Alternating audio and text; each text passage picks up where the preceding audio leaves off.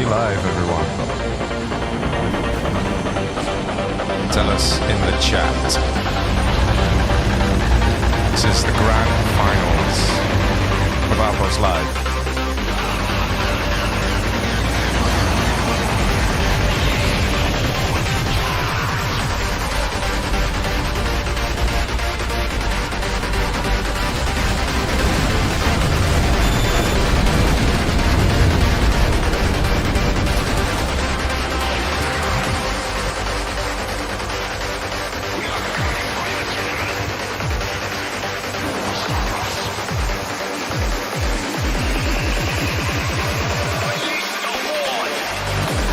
Hello, ladies and gentlemen. Welcome back to another 0-hour live stream. And that new army is there.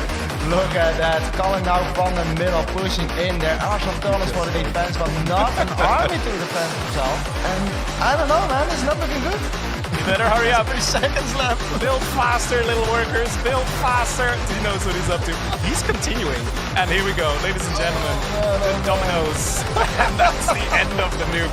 Amazing play ready. Here. And Apex will have to be aware of this. He should move his army. He should understand. Why is he not moving it? You know that an enemy just fired a Scud Storm and everything dies. Everything annihilated right here. Perfect shot.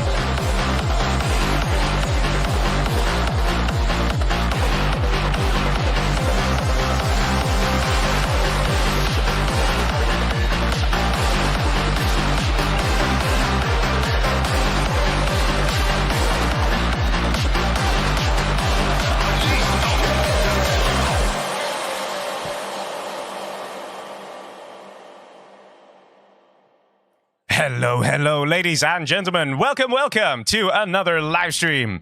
Today we have the Outpost Live Grand Finals. This is a LAN event, and it's the moment we've all been waiting for. All the finalists are ready to go, and I've got my co-caster here, Mr. CNCHD. Are you ready? Hello. I'm happy to be here and sitting right next to you, the legend, the GOAT, and I'm looking forward to this action here on this match. Yeah, we're serious. We're going to have some very lovely finalists with us tonight, and they are going to be absolutely rocking it tonight for us, for our entertainment. Now, this is a LAN event, so they are just sitting relatively close to each other, but don't worry, they can't see each other's screen. They can't, right? No. Okay, it's taken care of. But yeah, we're going to be operating at the lowest possible latency, least amount of lag, and the most amount of fun. What do you think? Yeah, absolutely. I think it will be a great event. I just can't hear you on my headphone for some reason. Oh. I'm going to pass that information on. Mr. Skymix, did you hear that?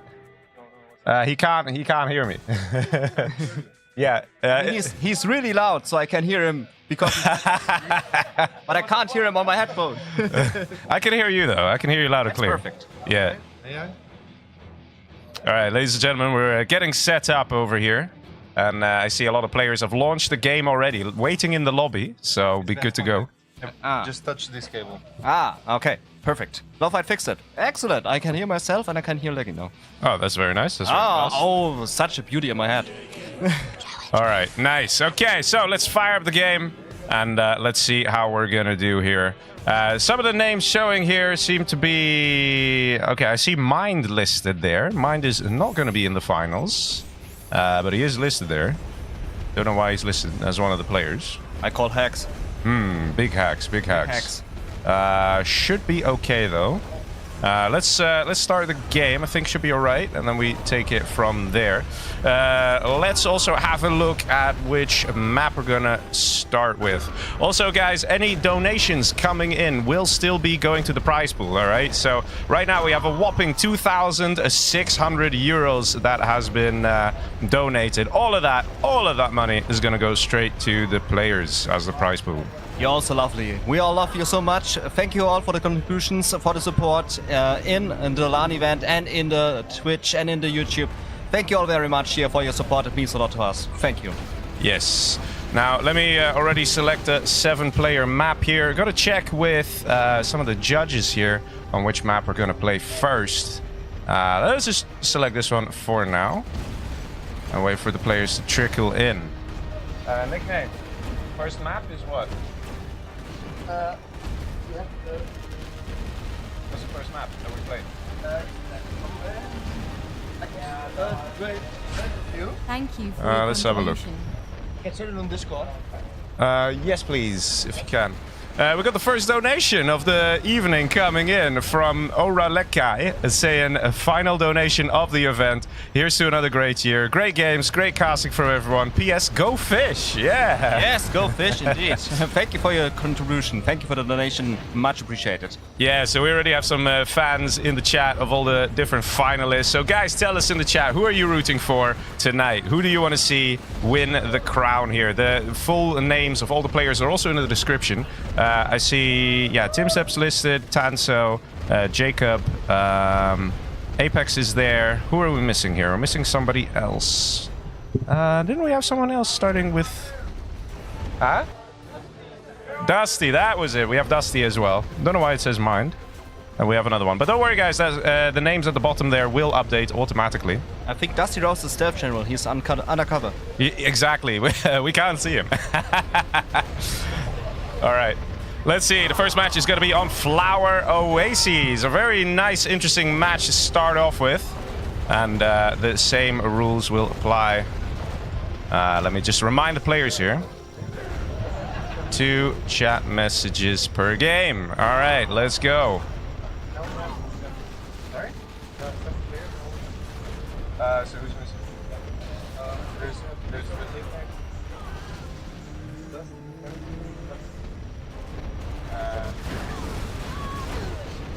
HuMMi. Yeah, it's true. HuMMi. Where is HuMMi? Yeah. We are having some technical difficulties getting one of the player webcams operational. We're gonna try and set that up right now, so then when we're in game, you guys can see the actual faces of the players. It's gonna be a lot of fun, right? You can see their expressions as they panic as a carpet bomber flies in, or you know, maybe they just land that perfect strike with an Aurora. It will be perfect, and we will absolutely be blown away here by these matches. Yeah, they should hold up. Okay, let's see. Do we have the 7th camera operational? We got Mr. Lothide in the back, setting it up nice and quick. And Lothide, big plus for Lothide in the chat. He fixed not only our audio Thank you issues, for he's your also contribution. fixing the webcam issues. And thank you very much, Rim, for the €10 donation. Good luck. Last match message? Question mark? Yeah, it's true. We've in the whole tournament so far, we've only had 1 mismatch happen, as far as I know, which is pretty great. And that's in part also because we're operating on LAN. We can directly interact with the PCs. We can make sure everything is in good shape. So it does help. It does help a lot. I also see the question of, wait a minute, why is Tanso in the finals? That's a very good question. Because basically, Leggy should have been in the finals, but I kind of forfeited my position because I'd rather do the casting, man. I'd rather be here with CSCHD and we have us a good time, you know, and do the casting. So then there was a tie between Blarstar and Tanso, and believe it or not, we made them fight to the death with rock, paper, scissors, and Tanso won. It was fair. It was here on stage. It was very fairly done. yeah. So you know, that's all good. Let me check. Is camera on? We're good to go. Yes? All right, we got to go ahead. Ladies and gentlemen, we are going to start the first match of the evening. And we just got a huge donation coming in there from Sondo Min saying Leggy equals best cast in history of mankind. Wow, that's a big compliment there. That's a bird. Yeah, thank you. Next goal, best 1v1 player. Thank you all for keeping the game alive. Well, it's definitely a big team and group effort to make all this possible. You know, there's so many people involved to try and present the stream to you guys like this. Absolutely, but thank you very much for your contribution here. That is a big donation. Holy crap, man. That's amazing, man. That's amazing. Okay, let's go. Players, ready. Let's play. Let's go. Let's go. First match. All right, we got still one person. Not entirely sure. Oh, there we go. All right, Flower Oases is the map, and that's a map with a lot of money. Let's see how the players are gonna play. Ooh. Ooh, oh god. Oh, what am I seeing there? That is interesting. Let's have a look here. We have a Toxin General. Yeah, where's the bar? Yeah, where's the bar? Okay, there's the bar. Toxin General for Dr. Goldfish. Then, right next to him, we have in the orange color the super weapon general of none other than a Tanso. Below him, we have the blue player DustyRhodes as Laser. Down below in the pink, we have Jacoby or Jacob as the Toxin general. To the left of him, we have HuMMi as a normal GLA. And on the left, in the X-Cull purple color, we have Thank you for Apex your contribution. with the super weapon general. In the red, we have TimSep as a Laser. And that is the players here in this set. So a nice variety of armies, but I'm not noticing any Chinas. So this is going to get very interesting, wouldn't you say? Yeah, we have quite a lot of quite a lot of Chinas here. And thank you very much, Lucas. You made me triple about my words. And with your donation, have to keep that price pool an uneven number. It's a new mission, guys. It's a new mission. Well, thank you very much for the donation there.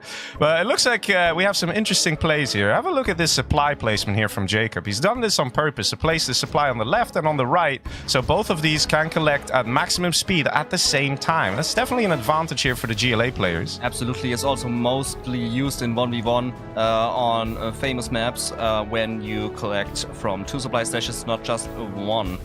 Often used. Let's see, not too much aggression when it comes to rushing. I think it's also that the players want some map control and then try and get some of that delicious money, because there's a lot of oil, a lot of supplies, so there's a lot of potential growth financially to be had.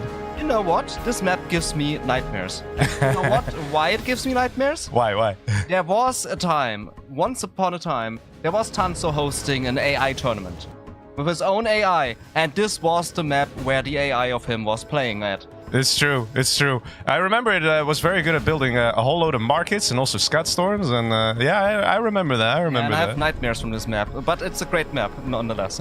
Yeah, there's just a whole load of money, so the players have to choose. Do they want to try and quickly get an attack force out and attack a player, or do they try and collect as much money as possible and then just boom in the mid-game?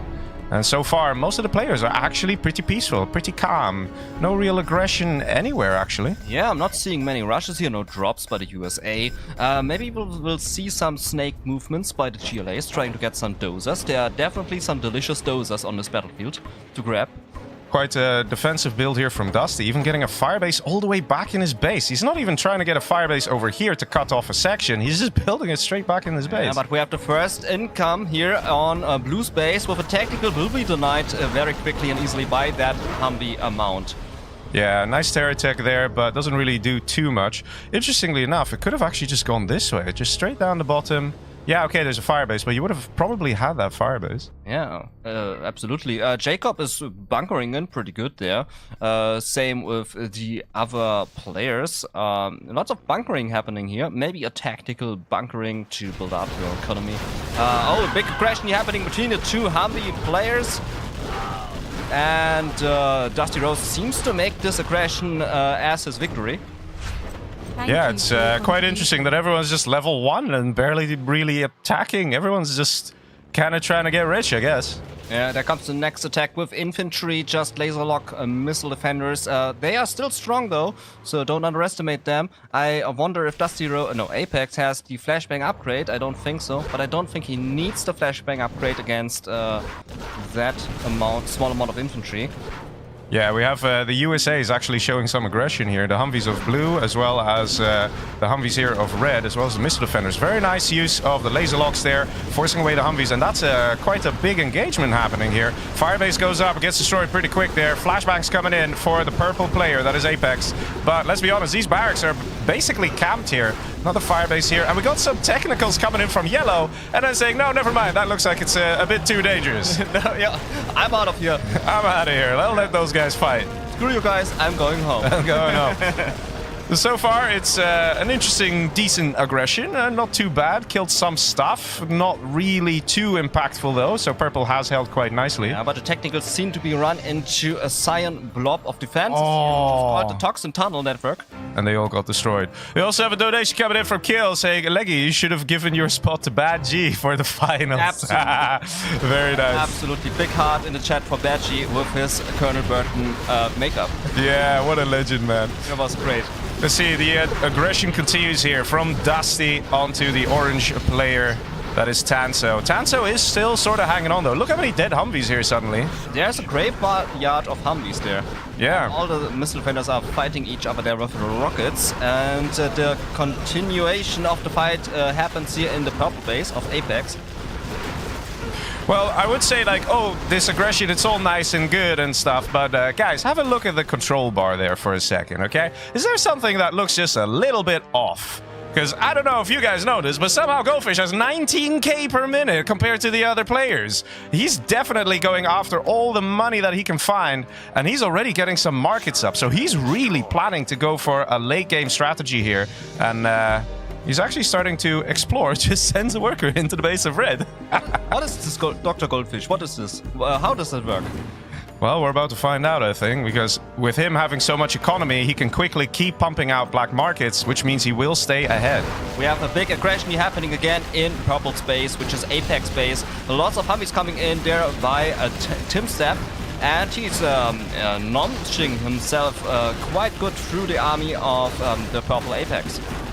Yeah, and up top, I see some battle buses coming in. Dr. Goldfish, this was the strategy, apparently. He got all the RPGs that he got from all the tunnel networks that he constructed, put them in the battle buses, and was like, oh, let's just go explore and see what's happening over here. And because TimStep was so busy in the base of purple, in the base of Apex, there was nothing to defend, and it might actually still be Goldfish coming in here with the first player kill. Absolutely, yeah. TimStep was busy there on the bottom, but it really bit him in the bottom there. In the butt. This is not looking good here for Apex. And he's getting sandwiched there between two players. Or he's getting saved. Maybe Yellow just wants to save him. Just kill the Humvees and go back home, you know? Maybe. To be your friendly neighbor. Yeah, exactly. In the meantime, the aggression here still continues. These guys are not really making too much progress when it comes to the attacks. But now there's a quad army in the base of Apex. And Goldfish is basically clearing out the red player that is TimStep, who's hiding here with a dozer. He's not even building power. He's just panicking, going straight for the command center. I think that means that we're actually going to see TimStep out first, because it's a close call. It's a close... Yeah, no, that's TimStep out first. That was very close, but it's TimStep out first for sure. Still a dozer here as well. That is unbelievable. First, no, never mind. He has a dozer. Yeah. Does he have money though? He does have money. So no, never mind. It is in fact the first player kill is Apex being dead, and because TimStep still has a dozer. It was here, right? It was there, but it's in the Chinook, yeah. It's in the Chinook. Yeah, it's flying around the base there. And he has money. He can try and rebuild. There's plenty of cash around the map to take. So there is that. Yeah, I mean, in the end, maybe he will get another building and build up. I don't know. Maybe we will have a nice comeback. Nice Burton drop there to place down the TNT charge. Yeah, he dropped that badgie good there on the strategy center. Yeah, badgie. Oh, there comes the battle boss army. Interestingly enough, Goldfish is not trying to find that last dozer and finish it off. Actually, he is finding that scaffold, but it's... What is this? A nice game of whack-a-mole, but Goldfish doesn't really have too much scouting vision. Although he might have spotted there this. There comes the battle buses. The battle buses will go for the dozer. Dozer is landing. There comes the army. Yeah, that's the thing. Even if the dozer gets in the Chinook, those battle buses can absolutely shred the Chinook, but he gets away.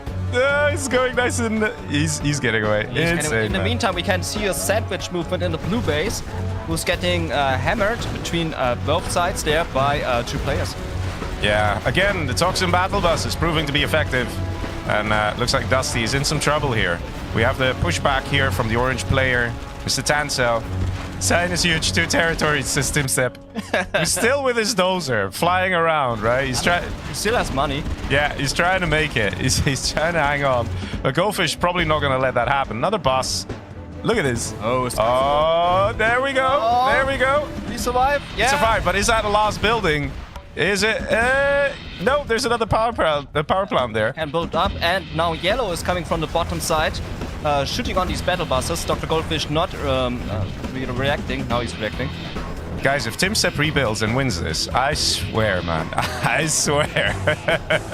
I will donate 300 euros to prize pool to win this. But yeah, let's see. The 2v1 continues here onto Mr. Dusty. Dusty definitely not having a good time here. Absolutely not. He looks not the greatest here in this match. He only has 1 war victory remaining. I don't think he has any doses left. Oh, wait a minute. That is a pink dozer, isn't it? And pink is Mr. Jacob. The snake. There we go. The snake. Nice. Very well done there by Jacob. And yeah, let's see. Is he actually going to get this online? I mean, what can he really do? He has access to one A10, you know, and then he has to be very careful with his money and very careful not making too much noise. He can theoretically come back if the players are very busy with one another. TimStep can actually hang on and come back into this match. Yeah, there comes Battlebusters driving into the heart of the yellow base. There's a Scud Storm also being detected by Dr. Goldfish. Multiple Scud Storms, holy crap. He's building a whole town full of Scud Storms. And he just drives through. The rocket bug is getting demolished here. Yeah, he's driving through there. He's having a nice time there in yellow space. Very nicely done there. And rocket bug is now cleaning up the rest of the mass here, but the damage has been done and yellow has lost quite some hair here, like I have on my forehead. Well, let's see. Over here we go. Tanso, who has recovered. He did get some... he had some rough engagements here with Dusty, but Dusty's been eliminated now, so he can breathe easy. But for how long? Because he gets these oils, right? Apparently they've been nicely gifted by Jacob, but look at the size of Jacob. He's definitely becoming a problem in this match, and if he pushes on to the orange player, things probably won't go down too well for orange. I love how many red dots we see on this minimap. Oh! There we go. Goldfish stealing the laser general. Oh, nice. That nice. Oh, we got a beacon. He's gonna write a message. You know it. Yeah. You know, he's gonna write something like, "Oh, that must be fish." He's not writing a message. That fish. Oh my god. But there we go. I mean, this game is very quickly getting intense because we got some powerful GLAs. We got over here Jacob, who stole laser as Toxin General, and we have Goldfish, very powerful as a Toxin General who stole laser. So we actually have the exact same army possibilities here for Pink and Cyan, and they're both massive. But Goldfish is still 37k per minute, so he's definitely ahead when it comes to income. Yeah, Orange had the opportunity to get the island beneath him. He didn't take it, and now Jacob is enjoying the island on the right side. And there goes the Chinook, and that should be the end of TimStep there in a bit. Yeah, for sure. That is TimStep going to be defeated here. He doesn't even have enough money to build a dozer and the power plant and supply, so he's basically eliminated already, no matter what happens next. Yeah. Oh, he does help with an A10 though. He tries. Was the last moment to shine. Also, a couple of Scud Storms have appeared. Just a couple. Only a few. Maybe you should write down in the chat, we're playing with super weapons? We're playing with super weapons, question mark. Oh, there comes a 69 euro donation. 69 here by Hanji Harry. Huge thanks to all the organizers and everyone at Outpost Live 2025. Amazing event. Also, please keep my favorite noob nickname hydrated.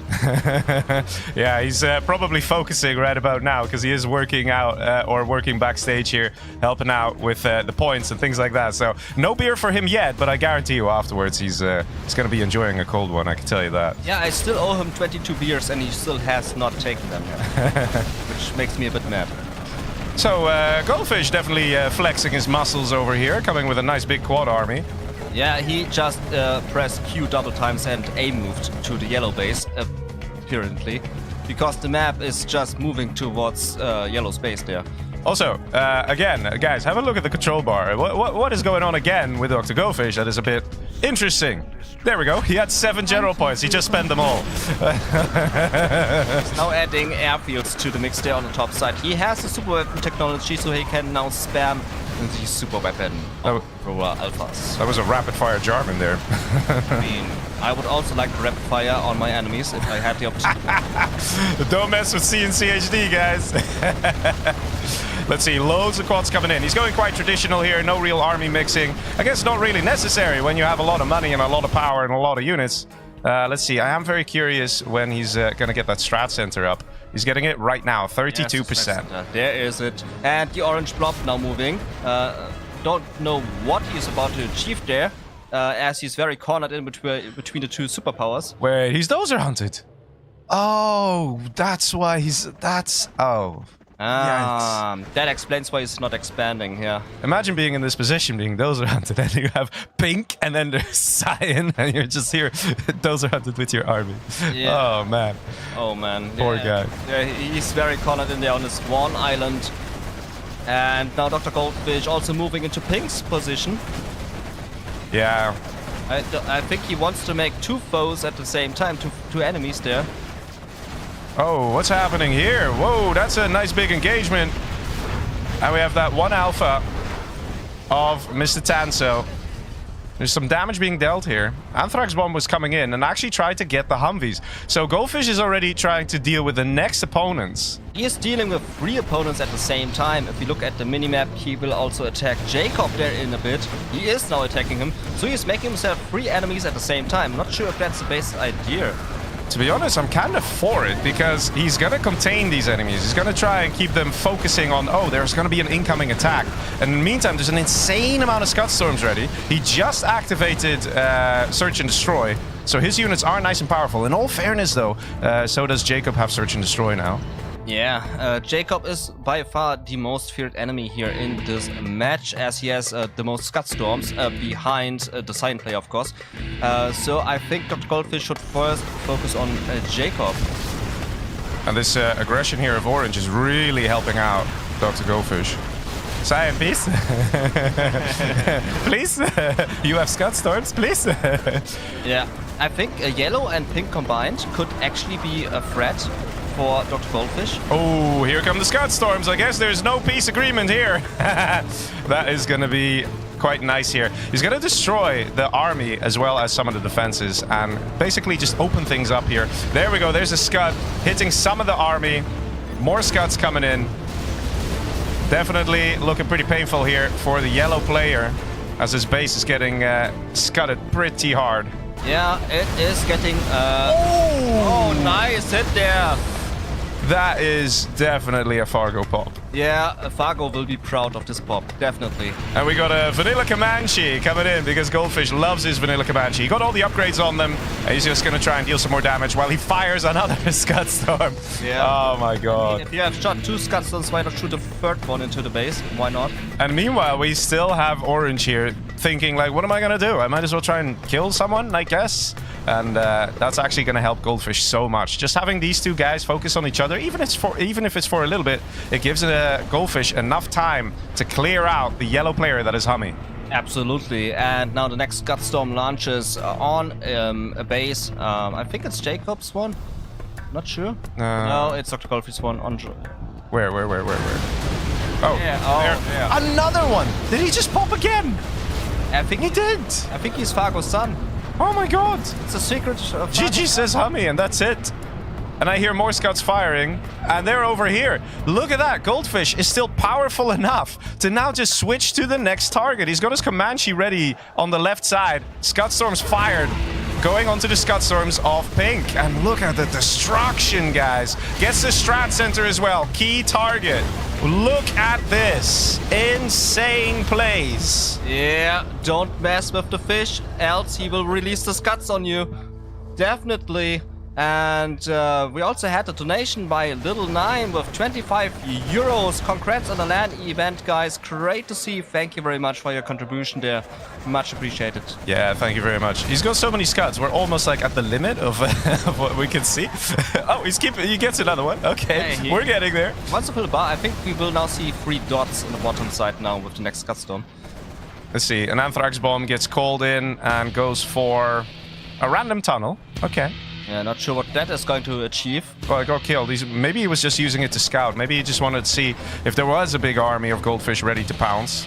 Yeah, that could be, that could be. Oh, he's even going for more Scud Storms, because when you have 20 Scud Storms, why not have 22 Scud Storms? Yeah, I think everybody's been playing this game wrong. You know, why build units? Just get more and more Scud Storms. Yeah. So then, you know, just... it solves all the problems. I mean, if you're in a grocery store and there's a Scud Storm with a discount of 20%, why not get all of them? Yeah, buy one, get one free. Just keep getting more Scud Storms. Yeah, get them all.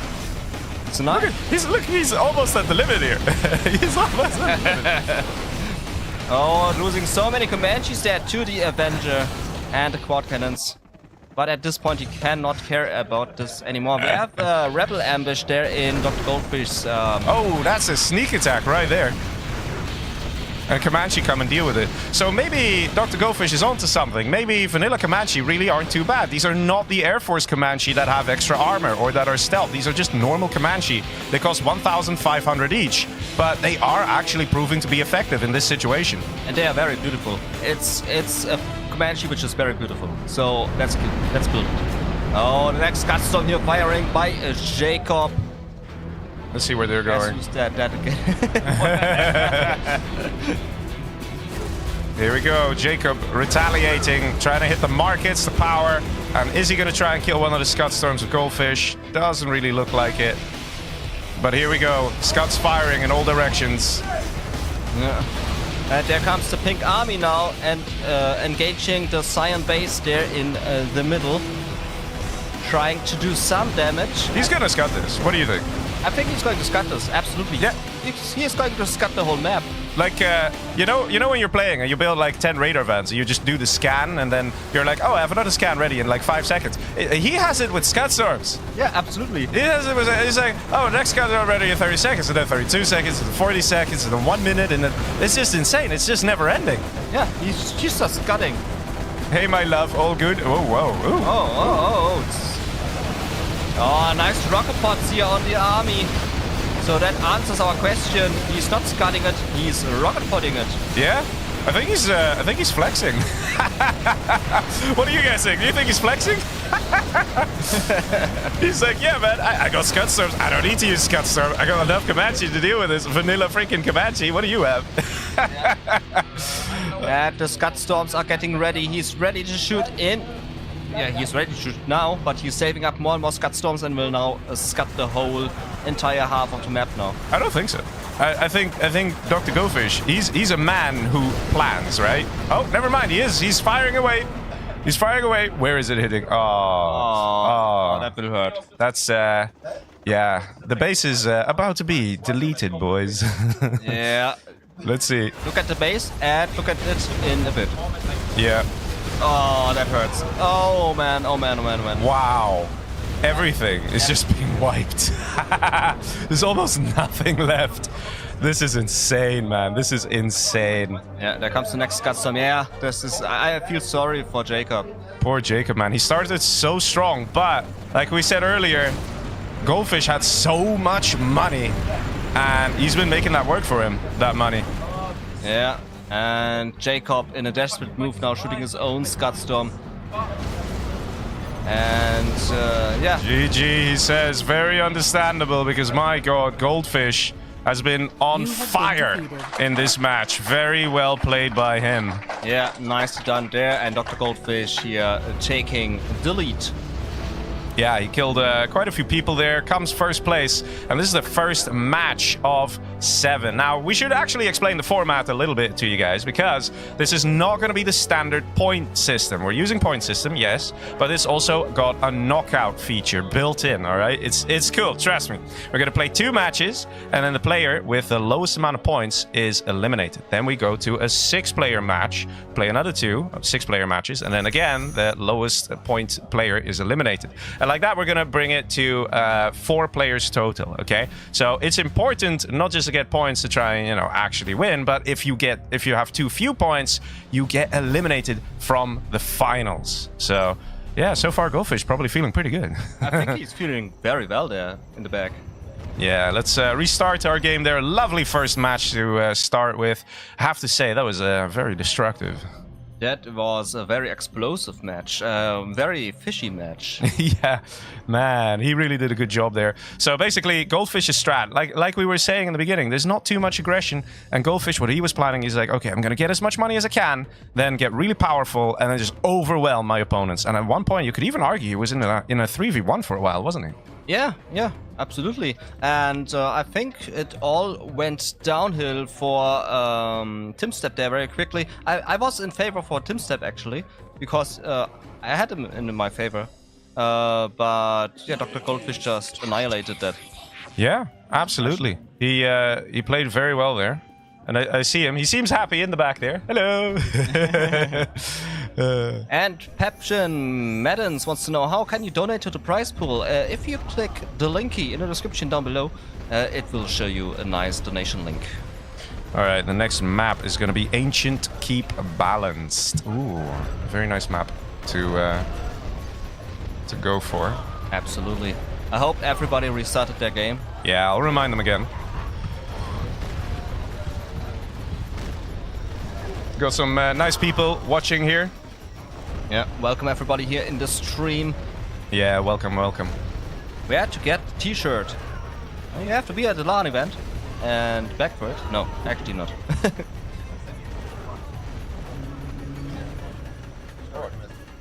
Okay, yeah, we'll do it after. So I hope everybody is enjoying the show here. Welcome everybody to the live stream. Sure, These are the finals of the LAN event here in Leiden, in the Netherlands.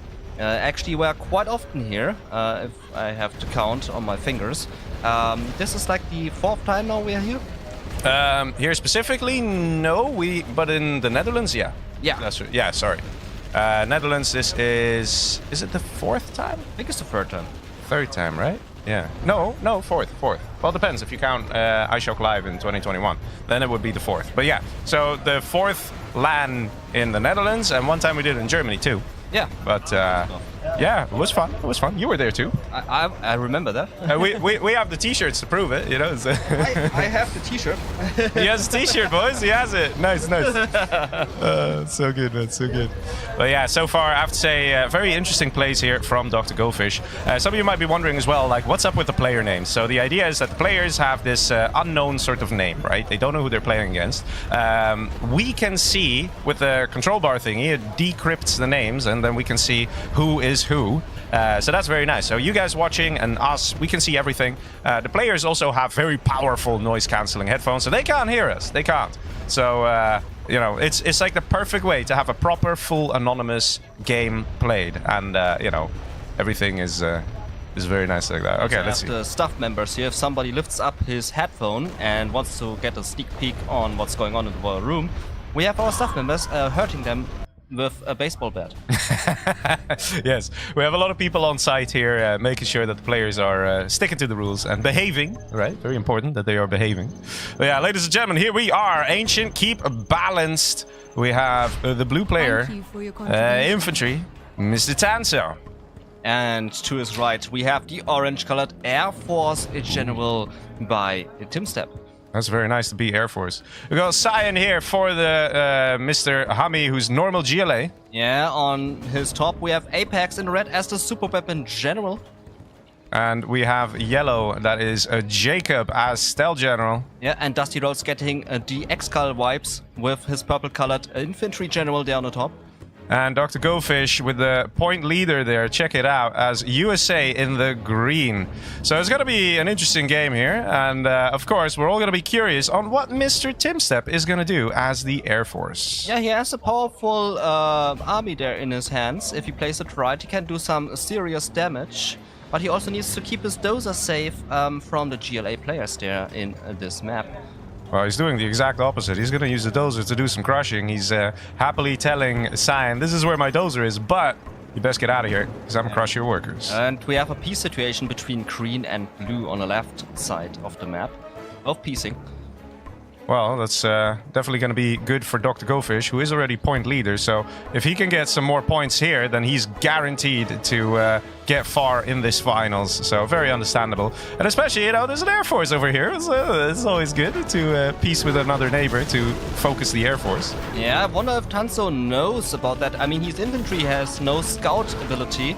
So he doesn't know about his luck that his neighbor is Air Force General. HuMMi knows about it because he's currently getting attacked by one. Oh, where? What? Oh, yeah, right, side. Yeah, it's true. Well, we got HuMMi building some technicals here. He's recognizing that he has a problem here. The USA player that is TimStep, who's also an Air Force. He doesn't know that it's an Air Force, though. The only way that HuMMi can find out is if he has an RPG guide shooting here and the PDL kicks in for the Chinooks. Yeah, that is correct. It looks like we will have soon a little engagement here on top side between green and purple. 3 HuMMis are engaging there, coming closer to that airfield which just popped out a Helix. Yeah, Helix turns around. Could actually kill the Humvees here, and Dr. Gofish getting out of there, but that Helix, man, gonna shred and takes out 2 Humvees. Okay, not bad, not bad. Yeah. We also have a very nice donation. And with a donation of 15 euros for the prize pool. Thanks for this great event, Hart. Thank you very much, Silent Mary.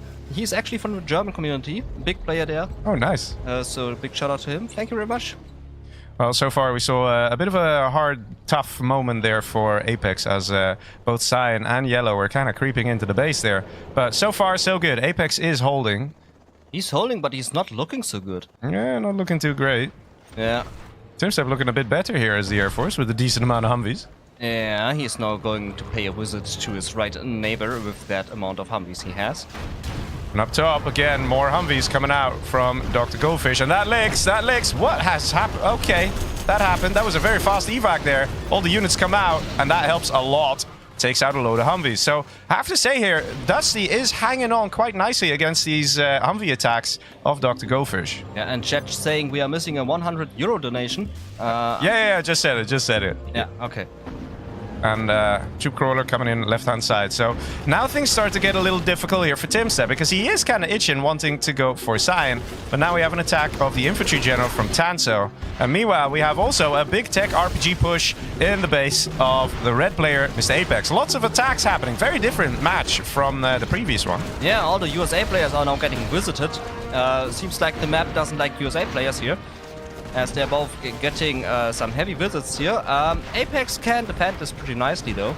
Yeah, but his economy is kind of cut off here. That tunnel is going to go up for sure. And I'm pretty sure we got some quads being created here that will pop and further deny these Chinooks. Yeah. So not a good position here for Mr. Apex. In the meantime, now on the top left, Dr. Goldfish is hammering his Goldfish HuMMi into the purple base and destroying some serious buildings here. Yeah, interestingly enough, the income per minute between Dusty and Goldfish is pretty equal, but Goldfish is managing to muscle his way into this situation and mess up Dusty. And actually, GG says purple. Does he quit, though? I think if you say GG, you should also quit. Well, you don't have to. Well, he is just dozer hunted now, so he is basically dead here. And two people quitting at the same time. Wow, okay, who was defeated first? I turn around and I see the judge going, great. That's going to be nice to figure out who died first. Well, I mean, it's, yeah. Well, the judge will have to spend some time figuring that one out. We have a dice here to throw dice. Yeah. Maybe we do another rock, paper, scissors on, on who died first there. Oh, man. But yeah, let's see what's happening here. The piece that Blue has given to Green and vice versa is really helping out both players here. Green, or Dr. Goldfish, now killing a player is going to help, and he's also getting the cash here. So that's very nice. And over here on the right side, we also have Jacob getting himself an extra spot. So very interesting. And in the meantime, we have HuMMi getting the middle. Yeah, that can be dangerous. So it all boils down at the moment to Cyan and Green, as they both has the most amount of space there. Let's have a quick look at the income. Oh, we got some lag here, some disconnection happening with one of the players. That is not good. That is not good. And it might be a full disconnection. I see some people looking around. Do we know who that is? So we can isolate the PC, maybe fix an issue if there is one. Oh, it fixed itself? Okay, it was J, that is HuMMi. I think HuMMi's PC.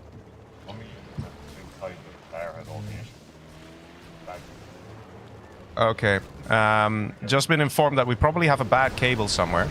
We can try and do a direct connection with a different LAN cable. But it's good that it's now keeping going. And we have a whopping 13k per minute for HuMMi, who is making a lot of cash. If we compare it with the other opponents, we can see that HuMMi is by far the most richest player here. With nice income there, definitely. Well, he's got the 2 oils right here, and he's got 2 supplies. That's an insane amount of money to have. In the meantime, he's got the supplies here, but kind of like all the players are going for the extra supplies. If there are supplies to take, people are taking them. Yeah, a current aggression happening out between blue and orange there. I mean, not a lot of aggression, actually. It was just supply trucks moving in. But he wants to go for an aggression there, but the Humvees are there to defend that. S&D is now up for Timstep, who's still level 1. He's really struggling here as the Air Force, but once he gets himself to level 3, let's say, then he gets all those really nice, powerful general promotions. He can get Carpet Bomber at level 2, and then Spectre at level 3, and things like that can make a big difference. Especially the snipers with an infantry right next to your door. Yeah, exactly. Sniper's also very good there, going for that. Oh, he comes to HuMMi strike on the HuMMis. Will he make good damage there? And he gets the HuMMis a bit there. But the PDL was there in place to blink away a few missiles. Yeah, and actually kept the Humvees alive. And I hear Lotus.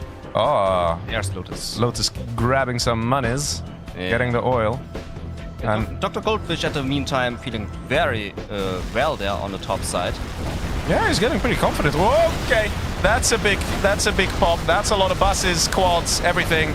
Will they be able to stop this army though? It's a lot of Humvees. Yeah, it looks like they're going to defend that because the battle bus is so beefy. There's a super tech here too. Double scrap Vet 3.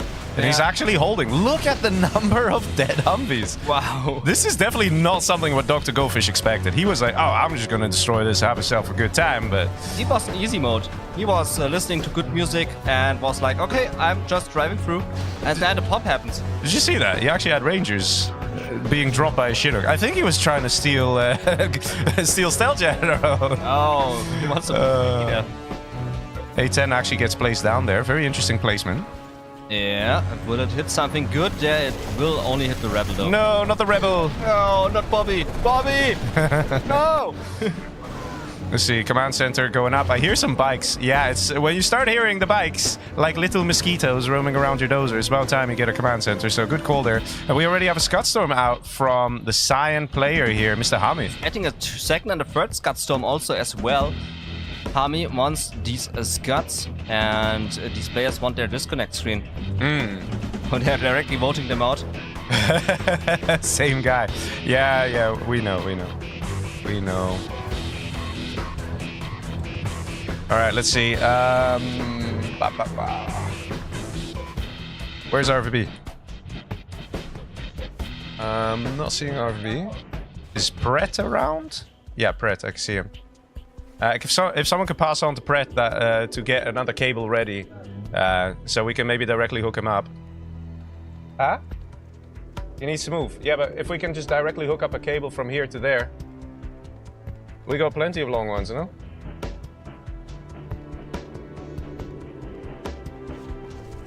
We are back into the game. What do you mean out? Well, I mean, yeah, he is out. It's true. Yeah. Yeah, he is out. Because he has 0 points. Yeah, could do that. Yeah?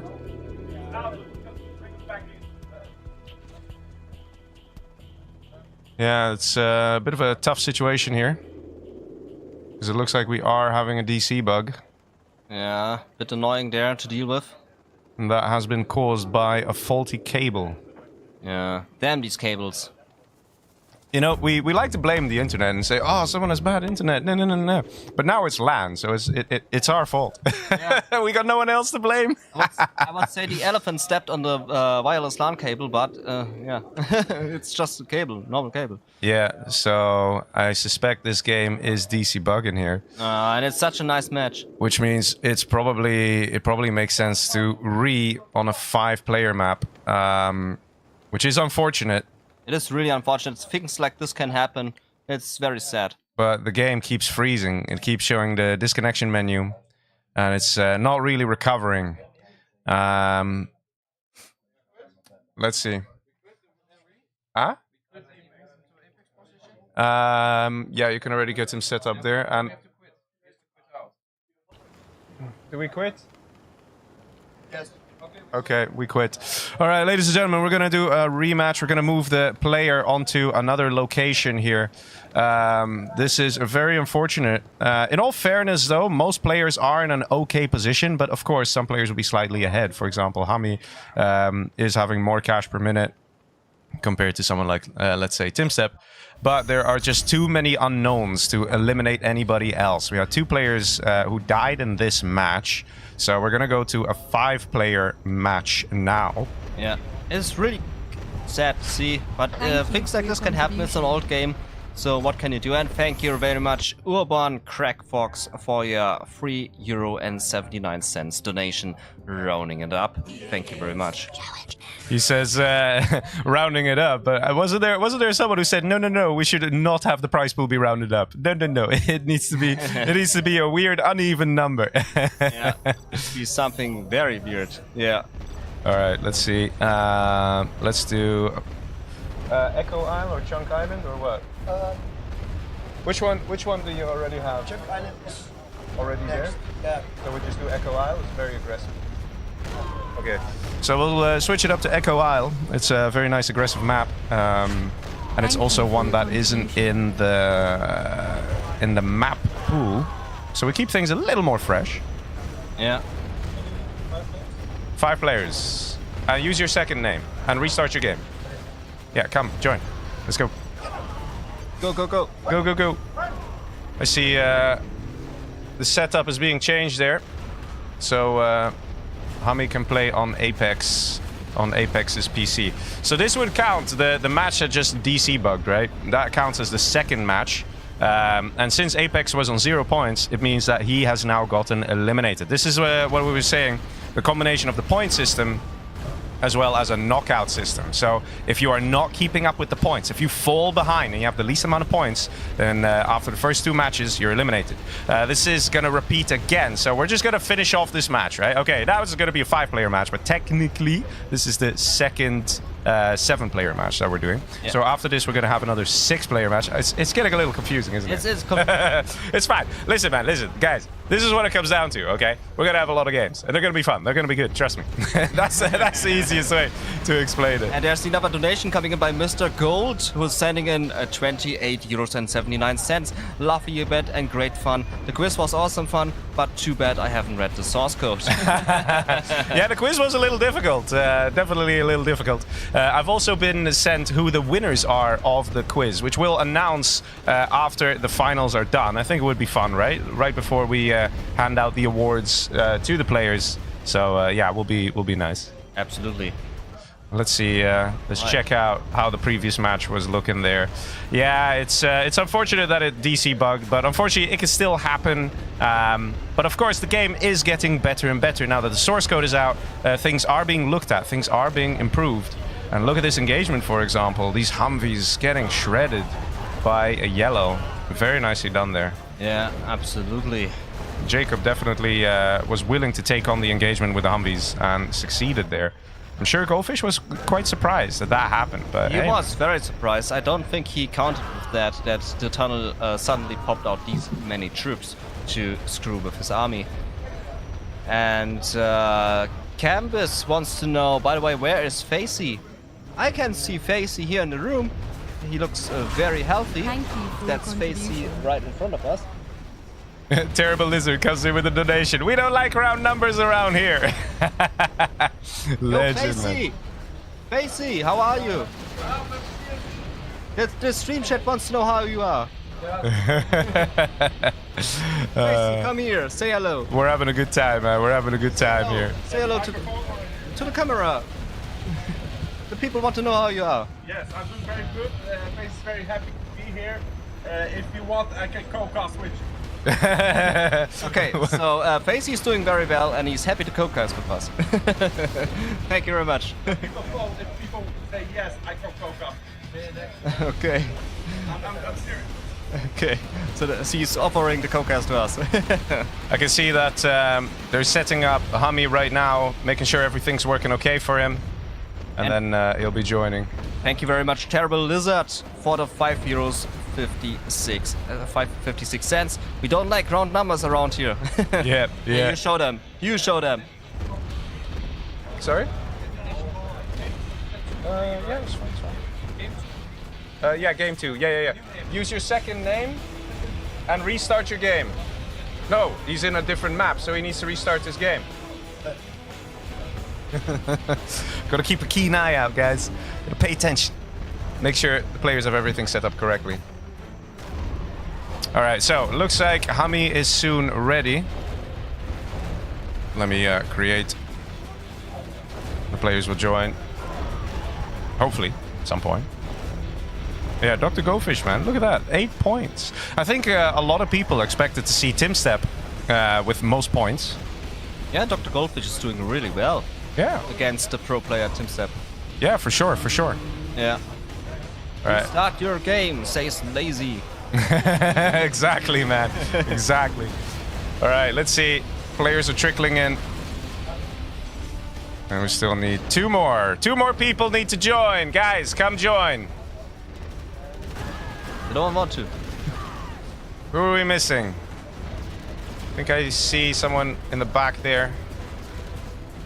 McMurray, if you want to join the LAN, please come next year. Okay, I think I see. Guys, let's join. Let's start. Does Leggy receive a coin on every restart of the game? Right? That's how it feels like, man. That's how it feels like.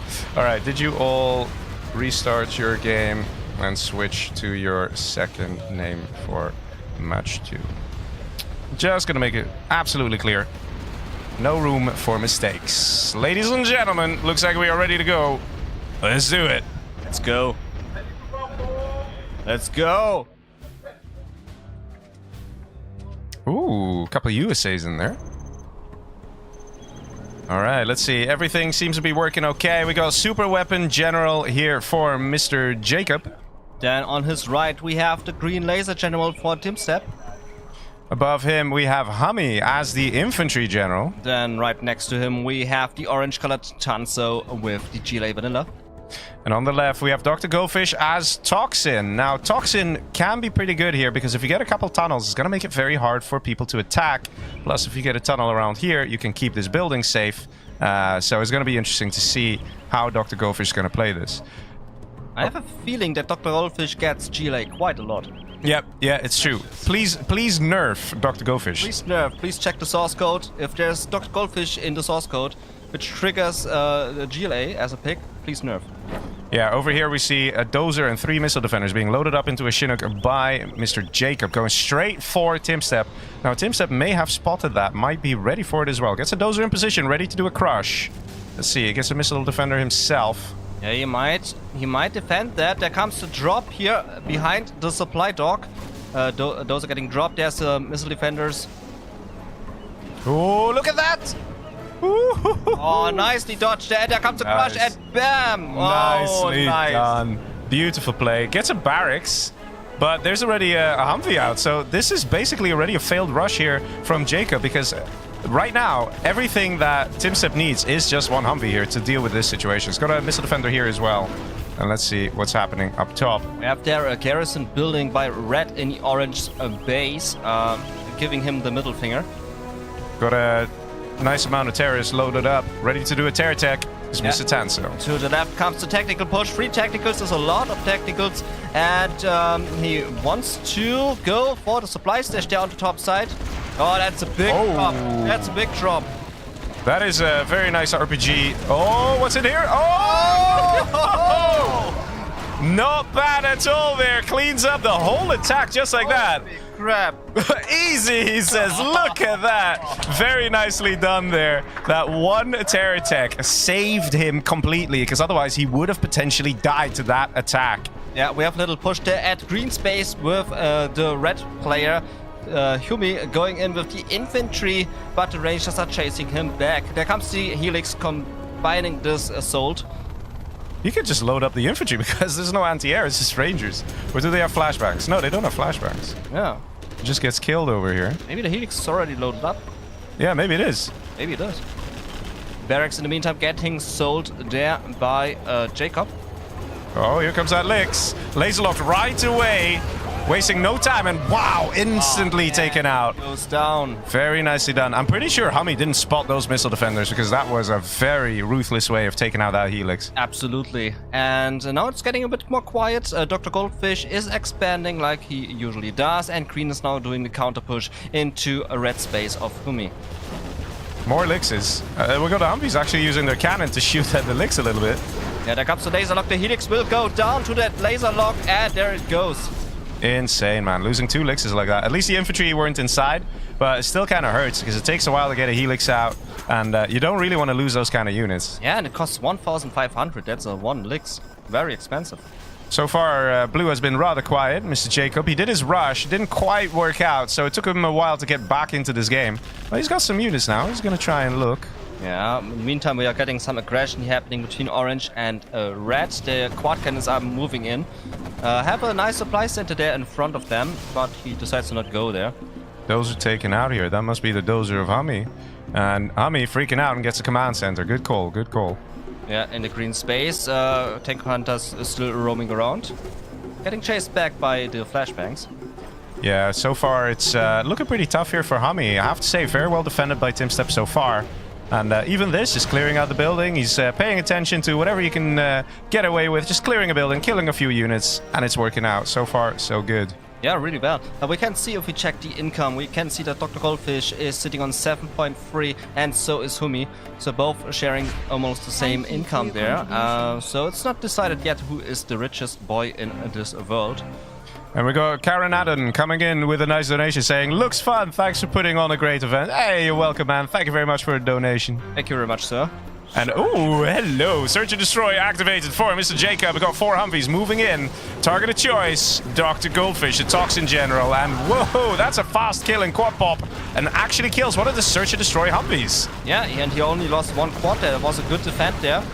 And in the meantime, also green now attacking on red space on the right side of the map. Gets a dragon tank and gets the dozer. Yeah, but the command center is up. But most importantly, he's cleared the building here with the flashbang rangers and actually now occupying that building himself. Popping open the outpost with the laser locks. Things are not looking good here for HuMMi. Yeah, and also Sion, I don't think if he can defend his base there. The blob is moving through there by blue. Might see some rocket buggies or even a German Kell because we do have a palace out. And the palace tech is definitely necessary to deal with this Humvee attack. Selling the supply stash there. It's not going to work out. Yeah, and Greg coming in with another 25 donation, 25 euros and 65 cents. This was my favorite game like 20 years ago. Amazing to see that you guys are still keeping it alive. Also my OCD like round numbers. Thank you, sir. Much appreciated. And Justice coming in with a donation as well. He says, "Wish to see one of Fish's cool strats." I'm sure we'll see some tonight. I mean, let's be honest, the scud plays that he did were already very impressive. Yeah. Well, let's have a look here. This is actually a very lovely bunker here. It was actually able to fire at the command center as well. So HuMMi is just getting himself in more and more trouble and struggling. And the moment Timstep gets more XP and gets to level 3 and he has snipers, it's absolutely over here. But he still has a long way to go when it comes to the experience.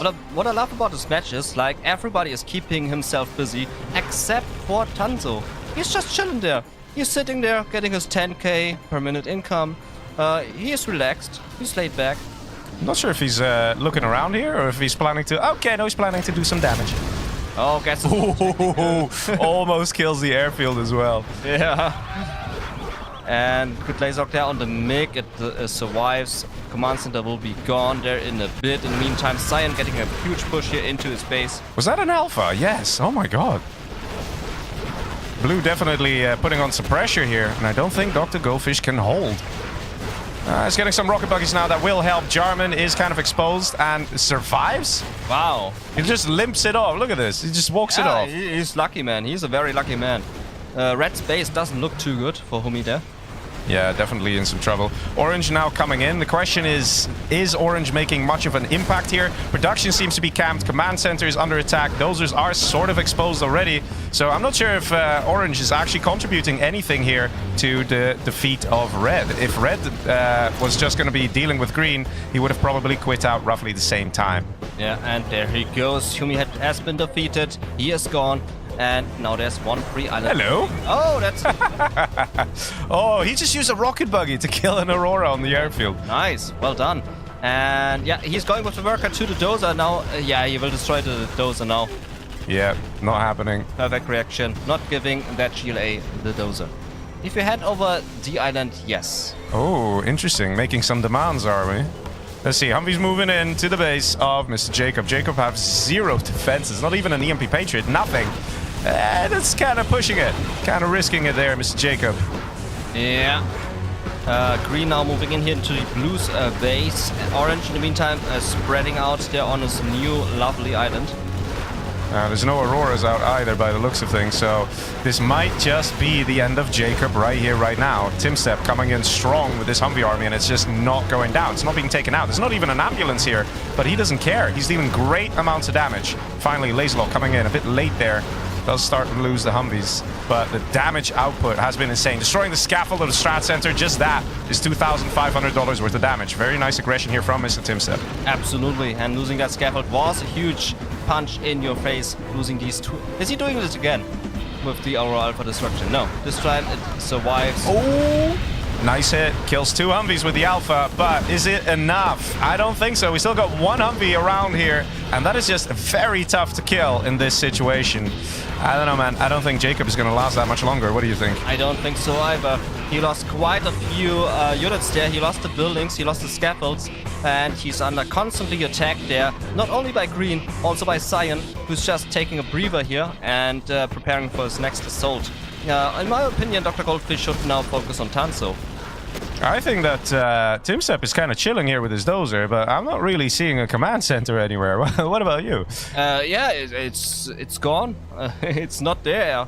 Like, you know, he's in such a good position right now. He should really focus on getting a command center, because if there is going to be a German on a bike and it steals this guy, you're basically dead. But I don't know. Let's see where this game is going to go. Yeah, absolutely. I mean, he has 4K income, so he should definitely build that command center up. And he is rank 4. So, yeah, let's get it, TimStep. Let's get your command center up. Yep, it definitely will help. Yeah, and that is a dead command center now for Jacob. Does Jacob has a dozer still remaining? I don't think so. No, he has nothing. Literally nothing. That command center goes down, that's the player defeated. There's no way around it. There we go. Jacob out. Annihilated by Mr. TimStep. Very well played there. Okay, now who will take the position there? There we go. Much better. Much better. Let's see the GLAs, though. They've been getting nice and powerful in the meantime. Getting some economy up there, some black markets, fortifying themselves quite nicely as well. And becoming very dangerous. It's actually TimStep here who's a bit behind, especially when you look at the money here. 13k per minute for Tanso, almost 10k per minute for the Goldfish, and there's 4k per minute. Is that just the oils? Are you just living off the oils? Yeah, he definitely needs that island there next to him. He needs to occupy it, get the economy going. He needs some supply drop zones as well. He doesn't even have it. Yeah, he has no strategy center. He has nothing. TimStep is living on the edge here. He's living on the edge. He really needs to grab those oils. He's grabbing this one, and maybe he doesn't know there's an oil in his base. He has plenty of supply docks he can take, like 3 supply docks next to him he can take to boost his income there. He's taking this oil over here. That's definitely good. I think TimStep is going to rapidly expand, trying to take the cash over here, as well as trying to take the cash over here. The question is just, are the GLAs going to allow that? Are they going to be okay with that? Because they might be like, I don't really want you to take this money. And it's super easy for a GLA just to park a quad cannon right here next to that lovely tree, and it will surely deny any collection happening from this supply. It's really easy to do. So I think that is what's going to result in like a provocation, as it were. Yeah, currently they are all building up. The GLAs are messing up their black markets. I also saw a Scud Storm in the build for Tanso. So Tanso now preparing for the end game event with his Scud Storm Armada.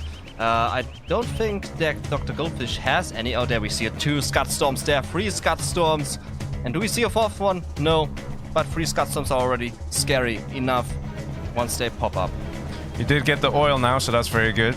But TimStep definitely still has some catching up to do.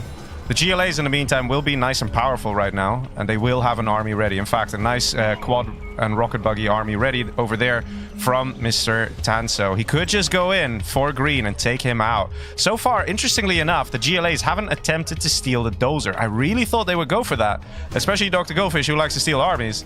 But so far, it hasn't happened yet. He did try with a super weapon, but not with TimStep's laser. I think Dr. Goldfish needs that dozer, as Tanso is slightly ahead over him. So he needs that dozer to get back into the challenge there against the GLA there on his top side. and he is allowing TimStep to get that island. I don't think Dr. Goldfish has any troubles in defeating TimStep there on the bottom side, but he's allowing TimStep to get that island for free. Well, he is coming closer with the tunnels. Look how many tunnels there are, nicely lined up here. And there we go. There's a Jarman, at least from Dr. Goldfish. Gonna try and find a stray dozer of TimStep. That's probably the goal. So we'll have to keep an eye on him. Yeah. There is, in fact, a dozer right here. A dozer.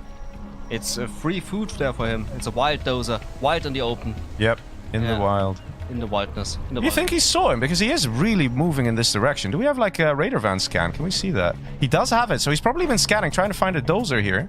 Yeah, he has him locked on. He is locked on there to him. Yeah, he knows. Look at this. Yeah. The predator stalking the prey. And there's the hunt. Needs to get close to it. Yeah, but there's a whole load of rangers in that building though, so it could go badly here. Yeah, and there comes the snipe. Nope, not yet. Not yet. He's waiting. Why is he waiting? Just do it. Yeah, do it. What's he waiting for? Do it. Okay, I guess it's not gonna happen. All right, he just parked his Jarman here. Maybe he'll use him later. Who knows? You know, just chilling. Yeah. But it definitely is something that's going to be very important for Dr. Goldfish to do. If he does steal the army, he will get a massive advantage because Laser General is so powerful. And here we go. He's finally doing it. And does he go in? Yeah, he goes in and he gets the free tag. And there we go. Power plant thrown down.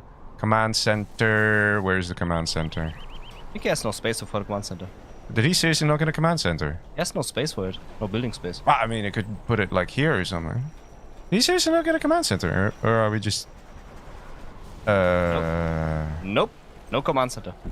Did that just happen? Yeah, I think he was missing the building space. Maybe he didn't have enough money. Maybe he was like, oh yeah, I'm fine, and just gets in, didn't have enough money. He's like, oh well, I'll just have power instead then. But power alone might not be enough.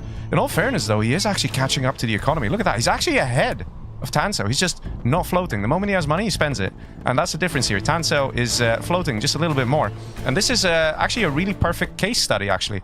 Some players, especially the top players, they say, oh, if you float a lot, you're wasting your money by just sitting there and not using it. If you were to translate this money, 10k, if you translate that into 4 black markets, then those 4 black markets suddenly are going to give you income. So money just sitting in the bank is useless. And actually, if you look at Goldfish, he's so fast that he has actually now caught up and has more income. It's just surprising almost. Yeah, absolutely. We just saw that TimStep is giving Orange the game. We just saw that in the messages. And Tanso is giving him a thumbs up for that. So it's now a 2v1 situation against Dr. Goldfish. Oh, gets the power done. That's no more power for the fish. That's a lot of Humvees, but that's also a lot of buggies. It's going to be difficult here for TimStep to break through. Yeah. If Tanso is clever, he will attack now on the top side, as he knows for sure, because of the chat message, that TimStep is all in now on Cyan. Lovely army here. Look at this. Not wasting time. Going straight in for a push. Yeah, there comes the push, and it will definitely push. Dr. Goldfish is busy there on the bottom side with the green army, and that will be a 2v1 situation now for Dr. Goldfish. He can not defend. Well, he has to choose, right? This is sort of the downside of being GLA, right? You have your tunnel teleportation system, which is great. But if you get attacked in 2 places, how are you going to divide up your army? Where are you going to choose to attack? Where are you going to choose to defend? You can't cover all sides at all times. And that is where GLA does start to struggle just a little bit. So an attack over here from Orange is actually quite devastating here, because Cyan, Dr. Goldfish, is choosing to defend down below, but he doesn't have the forces to defend up top. Yeah, I think green is fish. And he's saying that because fish has most points, you see? Clever, clever. 3 Scud Storms out for Mr. Tanso. Tanso is playing very well here. Yeah, and he has these Scud Launchers, which do a bit more punch than the Toxin General of Dr. Goldfish, because these are normal Scud Launchers and they have demolition. Do you think that they didn't steal the army, the GLAs, that they didn't steal the army because if they did, the person who steals the army is likely to end up in a 2v1? That could be it, and we're just seeing it because Dr. Goldfish stole the army and he's now facing a 2v1. The question is, did Tanso know about it? That his opponent had power. I mean, look how quickly Dr. Goldfish is being cleared out. He was defending like a champ here against the Humvees down below, but he's just absolutely struggling here. And he's not even trying to defend by the looks of things. I'm not entirely sure what he's going for. Either he's trying to reach level 5 by killing stuff over here and then just dropping an Anthrax bomb, or maybe he's just giving the space and saying, oh, Tanso, why don't you take it, get extra huge, and that way TimStep will have to stop attacking me and have to acknowledge your existence and attack you. I think he wants to get a quick kill on TimStep while he's still in the game and build himself towards TimStep. And it points all into the direction that he wants TimStep out for this. Interesting Anthrax bomb there, slightly off target. And does actually kill the vast majority of those Scud launchers there. Yeah, it was a good stop there on the attack there on the top side. He's still losing quite a lot of territory there, which he needs. Tanso's getting bigger and bigger by the minute. But TimStep is now facing the wrath of the fish. Fish is coming out of the tank. And at the same time, there's 3 Scud Storms that are going to be firing here from the orange player, from Mr. Tanso. It's not looking good for Fish, but he is working hard to quickly try and eliminate green. He went for the dozer here, went for the strat center. Anthrax bomb is going to be dropped in over here, and I suspect we're going to see a sneak attack over on this side just to make sure the dozer hunt is going to happen here. And let's be honest, TimStep already feeling what's happening. He's like, wait a minute, I'm going to go build a new CC. And wait a minute, no, it's the Anthrax bomb of Tanso. Of Tanso. And is this a Scud Storm over here to try and help? Yeah, he wants to keep He wants to keep green alive. Yeah, he wants to keep TimStep in the game. Nice hit. Really nice hit there. Gets the quad cannons out of the game. There comes the sneak attack. And he's going for the production. Sneak attack over here. Is Dr. Goldfish going to be able to try and take out the green player? And Tanso now pushing in from the top side. He wants to end the existence of the fish. Look at the GLA forces, boys. Look at this.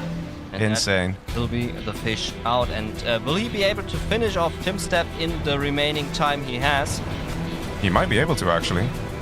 Here comes oh, is that an A10 strike? That's an A10 right there. Oh, nice. Nice hit. That is definitely the end of the fish. What's he doing here? TimStep definitely being very good at flying around with his dozers, trying to keep them alive. Yeah, we saw that in the previous game. He likes to do that a lot. Yeah, time is running out here for Dr. Goldfish. He needs to have some sort of a plan to quickly take out these 2 command centers and the remaining dozer. That's the best bet he has right now to try and eliminate a player. Yeah, oh, we are having a big donation here by So Fun Game with a 63 and 90 cents, 63 euros and 90 cents. Such a fun community and craziest moments every time. Love it. Hi to Legionnaire. Hello. Look at this, man. You got Orange coming in strong. General power is being unleashed as well onto the few units remaining here of Dr. Goldfish. I don't think Dr. Goldfish is going to do it, boys. I think he's going to be eliminated right here. TimStep is still technically alive. He's got a command center. Definitely interesting plays here from Orange. He wanted to make sure that he killed Dr. Goldfish. And maybe he was kind of hoping that TimStep would be alive enough that he would then also be considered the one killing TimStep. So he gets another player point for that. But I'm pretty sure that's still going to count as a 2v1, regardless of him attacking Goldfish and preventing him from taking out TimStep. I think so too, but that will be up to the judges, or the judge behind us, the Olaf, and Goldfish surrenders, annihilated here by Tanso, the powerful GLA. And there's the GG coming in from TimStep. And this is a game going to Mr. Tanso, who I'm sure is feeling very good to get a load of points there. Look at that, people. Look at that. What a lovely match. So much aggression. And it came so close. Let's go back to that very beginning here. Let's go back. This Terratech, boys. This Terratech. Keep an eye on it, right? This is Tanso. This is the beginning of the match. And look how close it came. Because Goldfish immediately came in with those technicals. This was so early on. And he did a glorious attack here. A very good tech RPG attack. And that went on the production there. Now, in a normal situation like this, you're screwed and you're basically dead. But then look at this. We have the Terror Tech coming through, taking out all those infantry, all the units. Squad comes out, deals with it. And that is unbelievable, because if you actually think about it, that attack, that defense, everything coming in there and it connecting is the beginning, the very start of what allowed Mr. Tanso to then come in and win this match. Very well played there. It was a perfect situation, and it was a really great game here. Very powerful play there by all the players, and really well dealt there. Well, let's see. Let's go to the next match. That will be a 6-player map. Let's see which one that is. Gotta check my Discord. And it is gonna be... it's everyone's favorite 6-player map. What's everyone's favorite 6-player map? Defcon? Defcon. Oh. Let's have some Defcon, boys. Let's have it happen. Let's go. Defcon. Defcon 6. I want me some Defcon. Yeah. Last time we were on Defcon in the tournament, we had a lovely game. Absolutely glorious. So, let's see. Now we have the finalists, right? These are the best players of the set. Who made this map? They were the best players of their set, and those are all the people who are in the finals now. So we have the best of the best who have arrived here at the LAN event. So it's really great. We're in for a good game, I can tell you that. Hold on to a really great action here, and hello, the OG in the chat. Thank you very much. What a shout out. Let's see, we're missing one person. Just having a look around the room there. And okay, I think we should be good to go. Yeah, looks good there, and we can go into the next match. I think one of the players is a bit upset that it's Defcon, because Defcon does have its imbalances a little bit, but it is an absolute favorite among the players online. So yeah, the slight imbalances, okay, sort of imbalances, could actually be a bit annoying and could actually result in the players having a bit of a harder time. But the opposite can also be true, where these players have a lot of experience in this map, and therefore they know what to do and will be able to play a better game overall. Absolutely. It's like Tournament Desert. People hate it, but they also have good strategies on it. All right, let's see. Ladies and gentlemen, here we are on Defcon 6. We've got the pink Stealth General... there we go. Mr. Jacob, who's stealth again. That's pretty interesting. Yeah, to his right, we have the green-colored HuMMi as the Nuke General. Below him, we have Timstep as Infantry General in the orange. And next to him, we have Tanso in his favorite color, Cyan, as a Detoxin General. To the left of him, we have Dr. Goldfish as a Laser. And on the top, we have the blue-colored DustyRhodes as China Vanilla, my most favorite army. Yeah, generally China Vanilla is not an army people are too happy with, because it is a bit of a difficult army to really win games with, right? In the very late game and in the end game, you kind of struggle with the units. If you look at the GLA, they get like powerful super weapons and stuff, and the nuke isn't the greatest. Your hackers are very squishy and die very quickly, so generally people are not too happy with being China. Would rather be a stealth general or something like that. Yeah, he's going for the Helix though, and will be quite surprising to me who you will attack first, the bottom or the right. We will see in a bit. He has quite a few targets to target down here on the bottom and the right. And let's see what the other players are doing. We have a double supply center open up for the yellow player. Tanso going in for the oil grab very quickly, as all other players are doing as well on this map. An infantry Helix there for Timstep, and on the top right, China going for the War Factory barracks build. Yeah, this could actually be a bit difficult for Jacob, because Battle Masters are not that easy to deal with. You need some RPGs, and then when the Battle Masters are too close to your RPGs and the Battle Master dies, the explosion actually kills the RPGs. But maybe, just maybe, Jacob will surprise us with a nice hijacker, and he takes this guy for himself. That would be amazing. He locks on to the oil cap and can then drive over to the supply stash, which is wide open and not boxed in. So there it goes, and there comes the worker crush here very soon. RPG Tech not going to deny that. The workers are all going to blow up there. But what's this? Oh boys, here is that infantry helix going on the nuke general. That is not what HuMMi needs right about now. He's going to be absolutely struggling to deal with this. He's got one gat tank in the back. The power is the first building to go down to slow down the production speed of the war factory to ensure no real new gat tanks get produced. And quickly, the Lix takes out everything it finds, gets rid of all the anti-air, and now gets rid of the war factory. And the Dozer trying to escape. It's not gonna happen, boys. Not gonna happen. And there goes the Dozer, and he is Dozer hunted. HuMMi is most likely out now. He has a barracks and GG's out. And that is very nice for TimStep, getting the first player kill just like that.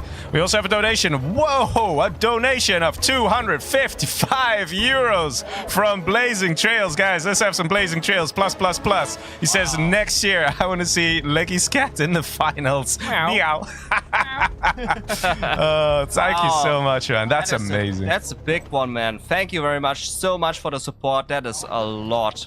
That's amazing. That is directly going to the players here in the event. Thank you very much, man. Definitely. Let's see. HuMMi drop over here. HuMMi drop. Now, that is very interesting. Not something that players will expect, and it's something that is very effective. Yeah, takes down the Helix and gets stopped there, but it did some good damage there in the base.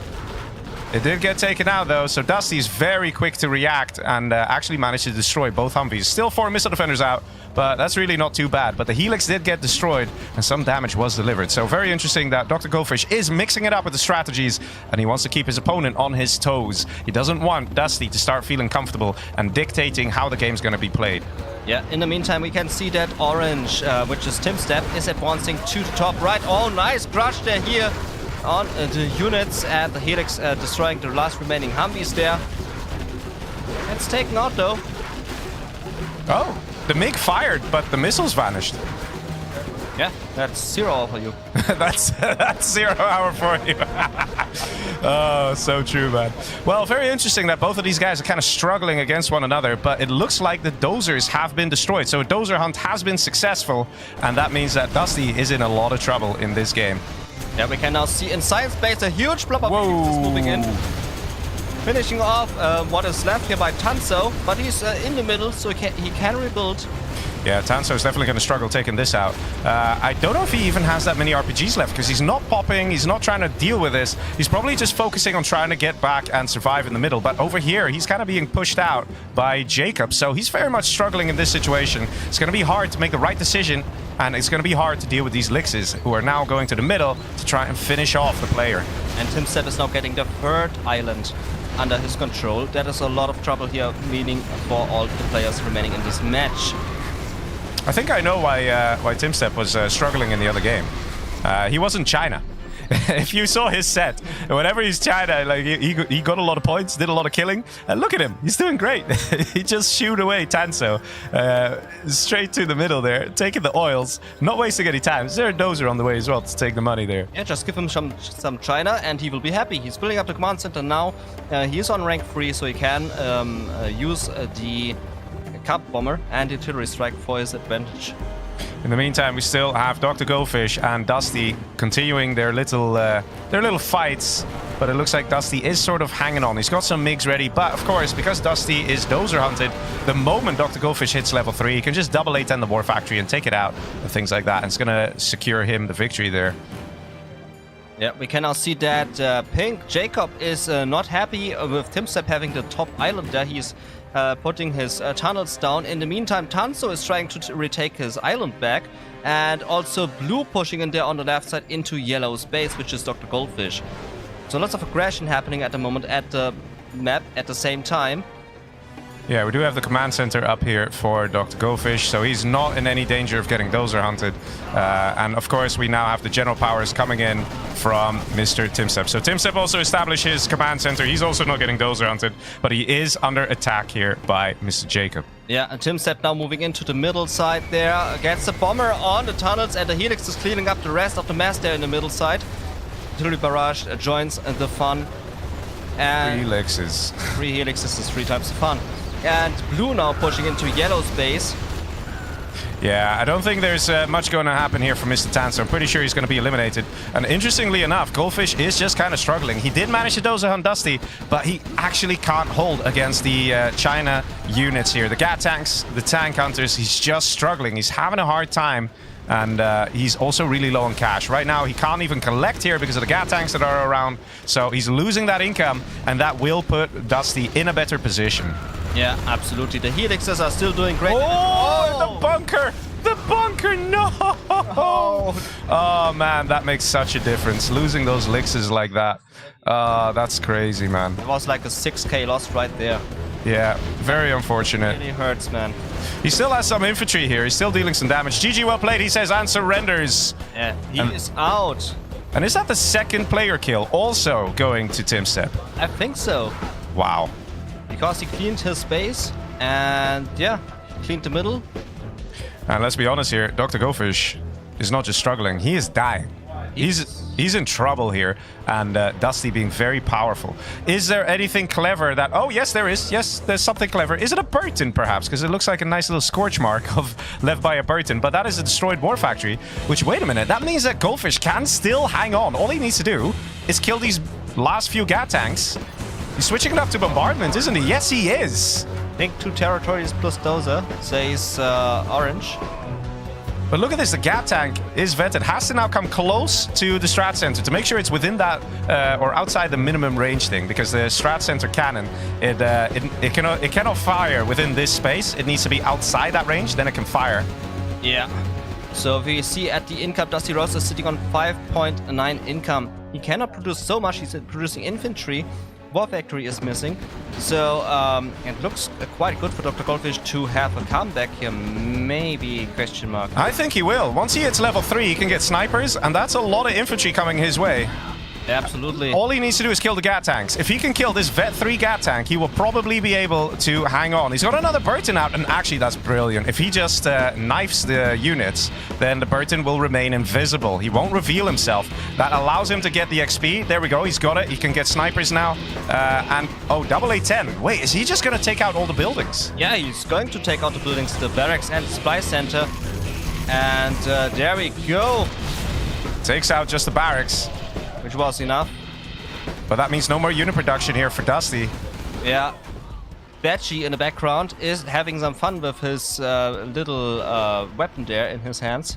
Yeah, I think he wants to get this guy vetted up. Once Burton has veterancy, just vet 1, he'll be able to deal so much more damage. And the thing is this, with the knife ability, he remains stealth, he remains hidden. We see a bit of a desperate force firing here, because right now we see Dusty guessing where there is the Burton and hoping he can kill him, because he does have a lot of these tank hunters here.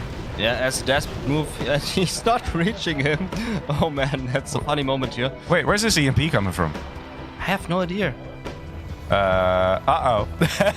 Uh-oh. We got TimStep saying, guys, cut it out. You're both dead. Oh, look at that. I would say that this might just be a kill for... Actually, who is it a kill for? It is hard to tell whether Goldfish would hang on over here. So I'm not sure... That EMP is really helpful right now, because the Burton can absolutely shred everything. Yeah, absolutely. He can't just take his gun. Oh, but he's running away because the Lixes did it. The Lixes went up and took him out. Yeah. I'm glad we're not a judge. Are you glad? I'm very glad. very, very, very glad. Because who should get the point? Should it be that Dusty... well, actually, Goldfish is alive. He's got income. He has the ability to build. It probably would just be a 2v1, I guess? Because... I don't know, it's a real hard call to make. But one thing's for sure, we got TimStep now with 10 points. That is lovely. 10 points. In this match, he killed the first player, so he got 3 points. He killed the second player, he got another 2 points for that. And now it's just him and Mr. Jacob, the stealth general. I'm very surprised to see this comeback, because I first thought Dr. Goldfish would just make every game. But it's very balanced here between the players, between Dr. and TimStep, and that's a nice mix right there for sure. Mix all going down, look at that. Yeah, it's going to be interesting, because let's be honest, if you look at that cash per minute there, Jacob is definitely a little richer there. He's enjoying life a little bit more as a stealth general. But of course, these Lixes can change everything. Yeah, once they get into the right spot and feel at home, they will definitely hunt down this worker there. And he doesn't like workers. Yeah, there it goes.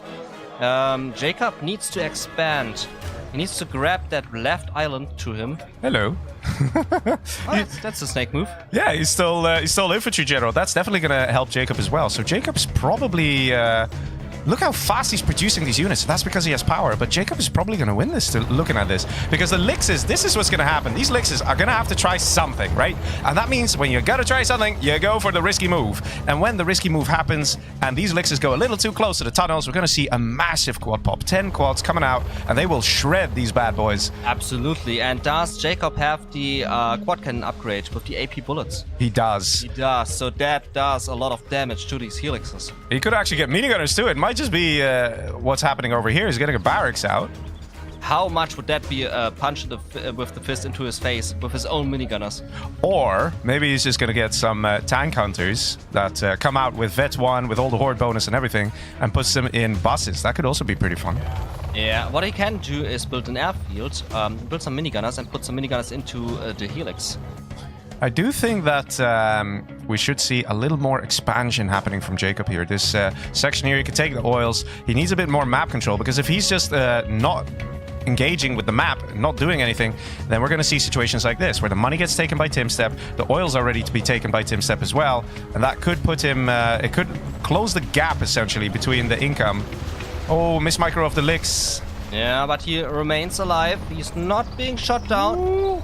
Very close situation there. Oh, here we go. That is one licks down. Yeah. Jacob is on rank 3, so he doesn't have to fear the sneak attack yet. Jacob needs to expand, like you said. He needs that island under his control. Timstep is getting bigger and bigger by the minute. Oh, he's going to take the engagement. Probably okay to do. Yeah, he's eating up the quads, unloading one helix there to save the inhabitants there. Yeah, another Licks goes down, but the units did evacuate in time. I don't know, man. I feel like Jacob needs to be a little more aggressive here.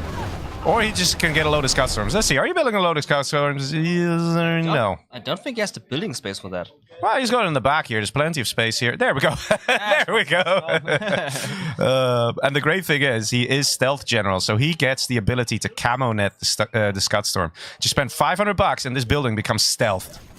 Yeah, that is a pain for the Infantry General. He can beacon 3 of them, but there's just 3 beacons in this game. Right here we see Jacob feeling a little confident and taking out the supply, the expansion here. This is definitely what he needs to do. And on the right side, looks like we're starting to have a nice big push. A good army from Timstep coming in onto Jacob. That is a big push. What we need now is some artillery, but Stealth General has limited artillery. No Scud launchers, just rocket buggies. There was a good carb bomber on the reactor, but the command center was of course there to rebuild the reactor. At the same time, you can see a push happening on the bottom side by the GLA pushing into the orange base. So we are having a situation of base hunt here, base race. Yeah, I definitely like what Jacob is doing here. He's got a lot of income. There's also a chance that he wants to just be absolutely ruthless. Take out a whole load of stuff, maybe get himself to level 5, and he'll just Anthrax bomb this army, because this is a problem. This is going to be hard to take out, especially as a Stealth General. The rocket buggies you could get as Stealth General are not going to be very effective because of the ECMs. Look at how these Stinger sites are just not really dealing that much damage. We could see some angry mobs, but there are flamers in the mix ready for angry mobs. But if he gets an Anthrax bomb and drops that, this is all gone. All gone indeed, and Jacob now advancing forward here on the bottom side. He cleaned the islands of Timstep to the left side. They're all cleaned, and Timstep now on just one remaining island. But Timstep also cleaning up that one island on the right side, on the top. So it will be 2 islands for the remaining players. Some serious mismicros here from Jacob. He definitely wasn't focusing these quads. Barely destroyed anything there. Kind of wasted it. Nervous! Oh, wow. Rubbing salt in the wound there for the poor engagement there of Jacob. And at the same time, because there's no level 5 for Jacob, this army is continuing to shred and now even taking the oils of Jacob. Very nicely played there by Timstep. But at the same time, though, Jacob is taking on the map control. He is getting better here. He does have some units chilling on the side here. He has that supply dock on the left he could try and take. And we do see some mismicros. Yeah, maybe he is getting a bit nervous. Yeah, maybe he is. And Jacob is now taking the advantage. He is spreading like a GLA can spread. And Timstep not spreading. Interestingly enough, though, if you look at the income per minute, there's such a huge difference. And Jacob now floating as well, 21k. He needs to spend that cash, just translate it into units. As long as he could just get a whole load of units out, even if his units aren't as effective, economically, he's so far ahead that it shouldn't matter. He should still end up winning the engagements. Yeah, The blob on the top right is still a problem there for Jacob. Jacob is in rank 4. He will soon be on rank 5. He is gaining experience on a mad level there. I don't think the CMP is going to do anything. One solution for Jacob could be to use the China technology that he stole to get some airfields going, because with a nice army of MiGs, you can easily destroy everything here. But maybe Jacob is just not thinking of going for that. Yeah, now Jacob is pushing through with angry mobs. He's super angry. And he's putting these angry mobs to work, getting that sweet cash bounty in. Next strike, cleaning up these mobs. Well done. Carpet Bomber moves in. Gets ready to deal some damage to the palace there in the back. Just to continue the aggression here and speed up the demise. Your base, he says. Yeah, but your base too, my friend. It's a bit of both players struggling here. And look at that, reaching level 5. That's what he needed. Does he have a new command center up? Because he did lose it. Yes, he does. Are we going to see the Anthrax Bomb on this army? Is this a strategy? He's spending the general points. He's placing it down. Here we go. Is it going to connect? Is it going to hit this army? And is that going to be the problem, the it for Mr. Timstep? And there we go. Right on target. Takes out the whole army here through that Anthrax. All destroyed. Nicely done here. And that is what Jacob needed. He absolutely needed this. And now he's still in the base of Timstep, wreaking havoc, dealing damage. I guess he's no longer nervous, boys. He's no longer nervous. Absolutely not. And he just showed dominance there with that Anthrax bomb. And that was the nail in the coffin for Timstep. That one freaking Anthrax, man. He lost the infantry general, but he won the battle and he won the war. Well played there, Mr. Jacob. Well done, sir, indeed. And I will quickly have the toilet break. Sure. Go for it. That was very nicely played. It came pretty close there. Let's be honest, guys. It came pretty close. But he kept his head in the game and got himself to the level 5. Also, we want to give shout out to LANLOL, the guys over here who have been providing us at the LAN with some great PCs to play on. In fact, some of the players are playing on these PCs right now, so big shout out to them for making this possible. Ah, man, what a great match that was. That freaking Anthrax changed everything, destroyed the whole army, and otherwise that was potentially, it was not going to be an easy win there for Jacob. That army was ruthless. Hey. Oh, hi, Dr. Gofish. How are you doing? You can't be here. You're playing. Not yet. So how are you doing, man? How's it going so far? Actually doing it right. I'm actually enjoying all these games. But yeah? Just killing each other was really bad call for us both. Yeah, I'm still not sure who got the point or what. Maybe I can ask the judge there what happened.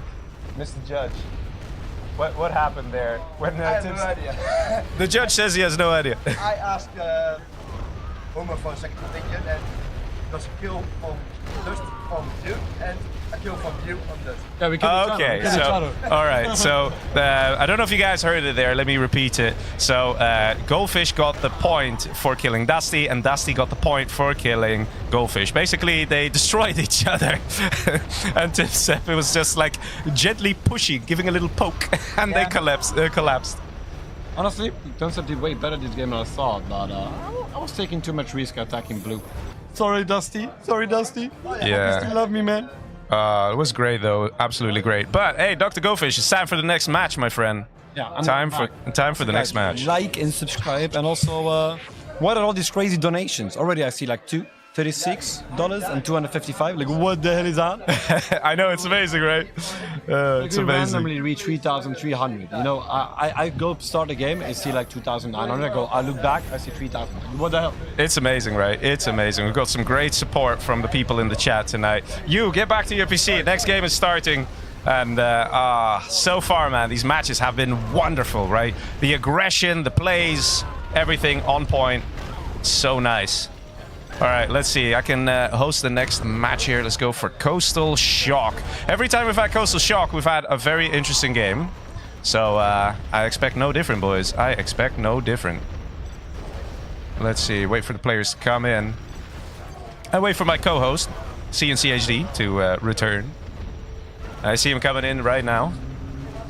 All right, let me tell the players, did you all restart your game? Guys, what do you think so far of the matches, huh?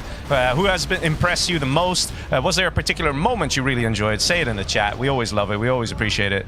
And looks like Mr. CNCHD is back. Absolutely. And the players are slowly joining, getting ready for the next match. Okay, let's see. Waiting for 2 more people. I see another PC, I think that's AFK, so maybe somebody else also had a quick bathroom break there. Yeah, there's quite a traffic jam on the toilet. I mean, the problem is we have such a big room, but just 2 toilets. Yeah, and everybody's busy watching the game here at the front, in front of the projector. So when the game finishes, everyone goes to the toilet. So maybe for the next LAN event, we should get some bottles. Hey man, suffering from success. Oh, so good, man. Yeah. Lazy says, we think you need to read some chat, Leggy. And Lazy's very upset. Okay, I'm sorry, Lazy. I'm sorry, man. We're just having a great time, man. We're having a good time here. Okay. Let's see. Okay, I think everyone's here. Yeah, I see all the people behind their PC. All right, I'm going to tell them, did you all restart your game? Always very important for the players to do it. And let's be honest, so far, again, no mismatches, right? Yeah, we are having a good luck streak here. Yeah, Which just is really good. doing it in LAN is just so nice, man. So nice. And it really gives you the old school feelings, man, of how it used to be, right? Absolutely. I think for the next LAN event, we need to get the old monitors back. Yeah, we get the big ones, the big CRT monitors. The big ones. You know, yeah. For that good feeling. Yeah. And whenever people connect to the internet, we'll have like the dial-up sound playing, you know, all that stuff. Absolutely, yeah. There's that famous picture of that LAN party where a guy taped himself to the ceiling. Really? So he could hang and play because they were running out of space to put all the big monitors. That's the spirit. That's the spirit. That's commitment, man. That's commitment. Yeah. All right, let's go. Let's play. I think our cameraman is also on the toilet. Yeah, he is, but we should be okay, I think. Let me actually double check here. No, we would not be okay. We would. Do you know how to switch it to the smaller screen? No. Okay. Okay. We have another problem. We gotta wait for the cameraman to come back because otherwise, if we start the match, you will only see us. So he'll be back soon. He'll be back. He left a couple minutes ago, so he'll be fine. I see a donation coming in from Mr. Jazz. It says, looking forward to Apex winning again this year. Sent via the good old Internet Explorer. Nice, man. Thank you very much, Jess. Thank you very much, man. Yeah. Much appreciated. I think the players are ready. I can have a look to see if we can activate the smaller... Our cameraman is back. Cameraman is back. Cam, gonna signal. Thank you for your You left it on the big screen. What? the thingy. So there we go. All right, we have another donation coming in actually. By Mr. Gold. Great to see middle spot win and Legend Anthrax to finish. Yeah, it's true, man. Nice. Thank you very much, man. All right, let's see. Next game. Here we go. Coastal Shock. Are you ready, fellas? Looks like we have a normal USA here. Cyan for Mr. HuMMi. On his bottom, we have the pink Air Force General for Tim Step. Ooh, very intriguing. We got Jacob here as the Infantry General. Next to him, we have Tanso as the Super Weapon General in green. Above him, we have the Nuke General, the yellow one, Dr. Goldfish. And on the top, we have DustyRhodes as the Stealth General. And I just heard an infantry frenzy move on the Green's base. So does that mean that Jacob is going to rush Tanso? Yeah, it's a good thing that you mentioned that there. So you heard the little scream and shout thing just randomly appearing. When you select Frenzy as Infantry General, this is the only general that can select it at level 1. You can use that to scan the area. And the thing is this, everybody hears that battle cry. So right now, I mean, okay, he's USA. Never mind. You already kind of knew it was infantry. But, you know, he can now see that there is a green here, green player that is Tanso. Well, he doesn't know Tanso, but Super Weapon General. And that is very useful information because he will probably come in with a big rush, tank hunters, and probably a troop crawler. So let's see if that's going to happen here. Yeah, absolutely. In the meantime, while we are watching this, we can see that purple on the top is going into yellow's base, but he's struggling with the bunker there a little bit. Only a tiny little bit. Actually, not much. And cyan and pink having a little peace agreement. Yeah, looks like it. Couple of tank hunters here can be quite frustrating. We do see Tanso with the second supply here. There's no way he can utilize it. He can't collect cash here because occupying this bunker is basically a death sentence for any Chinook coming close to this area. Let's see, there's that troop crawler, and this is going to get very, very ugly for Tanso. There is no real way that the USA should be able to hold. This should be an absolute killer move here from Jacob. Let's see if he's going to be able to finish off Tanso in this situation. Yeah, he locks on with the missile defenders. Troop crawler survives just barely. Does he have flashbang upgrade as the USA? He Not yet. does not have it yet. He needs it, and he now has it. He has the flashbang upgrades in place, but the troop crawler is still there. He rips through the army, and he's going to finish off everything remaining there. Shoots down the Chinooks. Yeah, very good plays here from Jacob. Look at that. He's actually focusing the Chinooks first because they are such pricey units. So just taking it out. Guys, that was $4,800 worth of damage dealt by that troop crawler. And the minigunners are still here. That really hurts him, and that should be the end of Tanso right there with that infantry rush. Very powerful here with the troop crawler. Yeah, tank hunter here trying to chase down the dozer, but really and truly, I think Tanso is already dead. He just lost all his Chinooks. He doesn't have any oil, he doesn't have any money, and calls a GG, and there we go. Jacob getting the first player kill just like that. So fast, within 3 minutes, he's eliminated one of the opponents. Absolutely. Now we can see on the top side that Dr. Goldfish is moving a little move forward. A little step, tiny little step. It's a small step for him, a big step for us as a streamer. He's getting a prop. Look at the location. Why is he building it here? He really doesn't want people to find that prop center. He's hiding it, almost like he's doing something illegal there. I mean, he's a fish, so he's doing something fishy, of course. Oh, this is quite fishy. Look at that. Nice hijacker coming in. Dr. Goldfish is probably like, hey, I'm the one who's normally doing those kind of things. Yeah, and yeah, a good thing the hijacker didn't get the dozer there. But yeah, very interesting to see that fast prop center going up. In the meantime, we do have 2 oils here. He doesn't have the supplies here. He does have supply in his home base. He does have the oil here as well. And he's got 1 oil here. So he actually has decent income. And he has a prop center, which means we're going to see some nuke general overlords relatively soon. Yeah, in the meantime, we had a donation here by Lucas with a €20 donation. Thank you very much, man. This is the game of my youth. Thank you, guys. It's still alive. And it's alive. It's getting more alive every month passing by. Yeah, it's true. It's the problem is this, Mr. Lucas. It's just a really fun game to play, and it's also pretty fun to watch, especially when you get all these pro players together in a match. And let's see, on the right side, we got HuMMi. He wants to kill something. He's like, boys, it's about time. I need to get some points. Because if HuMMi doesn't get any points in this match, he will be eliminated from the finals because he only has 1 point. Yeah, so he needs to bring his foot into the door. And yeah, he's not getting through, but we can see on the top side the Overlord is there in place. And he can deal quite a bit of damage here against the quad cannons, finishing them all off. Don't tell me he's going to survive. That's amazing there. So much HP on this unit is so tough to kill with tier 1 GLA units. Even though there were quite a decent amount of RPGs, it just wasn't enough. And Purple now really struggling because he's got the attacks from HuMMi on the right side and he's got the attacks from Goldfish on the left. And why is that? What? Is this Goldfish? This is Goldfish. Why is he such a snake? Oh my god. Oh my god. No, wait, guys. He used a Lotus to capture a stealth barracks and is now pumping out hijackers. Now, I'll give you 3 guesses what his plan is with these hijackers. He's not planning to take a tank. He's planning to take dozers of other players. What a snake, man. What a snake. Oh my god. And on the bottom side, we can now see Tim step with a lot. Oh, yes, combat Chinooks. There they are. Wow, such a beauty up in the sky. Such beauties. In the meantime, we have an attack up top. HuMMi coming in strong, destroying all these GLA defenses, no problem whatsoever. But yeah, for sure, Jacob in some trouble here. Yeah, definitely. The command center goes down. There comes King Raptor for the listing outpost, gets it. Nice.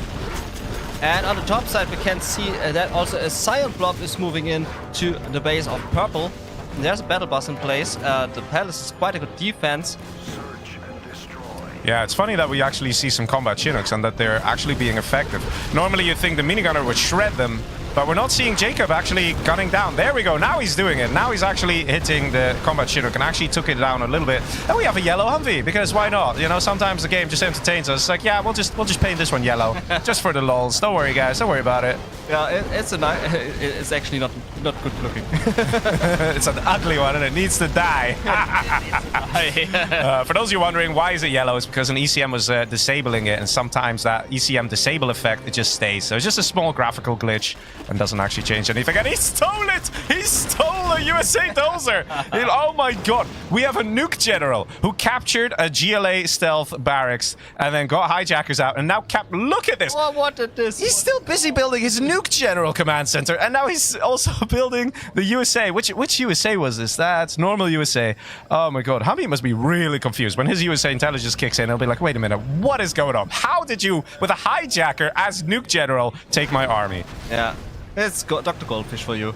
What can you do? Do you think he's going to try and steal GLA as well, just for the lols? That would be funny. He's probably going to do it. In the meantime, the attack of TimSep continues, and Jacob's still struggling to hang on, and he's just not managing to take out these units. These Humvees absolutely shredding, and there's still the combat Chinooks in the back. And not much time left here for Jacob. I think he's going to die. What do you think? I also think he's going to die. That last remaining dozer is building up an airfield. But what is this airfield going to help him here in this engagement? He is not going to do anything with that. And with that, his whole base goes and he throws down. Pink 3 lands, he says, and surrenders. And just like that, TimSep, the Air Force, is very nice and powerful. In the meantime, HuMMi doesn't care. HuMMi wants to get some kills. He wants to get closer to getting some points because he's absolutely terrified that he's going to get eliminated. He's not focused on what he needs to do to win the match. He just wants to get at least 1 or 2 points. Yeah, and he needs the points with just 1 point in this series. He's 1 below DustyRhodes, who also needs desperately some kills. And yeah, he needs kills. Yeah, so it looks to me like HuMMi is going to be able to get the point here for Dusty. Yes, there were some engagements here, but it's definitely not the same level of commitment and destruction compared to what's been happening here with HuMMi. HuMMi's really been going all out and destroyed absolutely everything, the entire base. Whereas over here, Goldfish only did some damage to some defenses without really committing, going further into the base. And HuMMi is searching for the last remaining buildings of purple, which is DustyRhodes. He's not finding him. He's searching on the top side, but there is nothing remaining. And DustyRhodes is actually in the base of Dr. Goldfish there.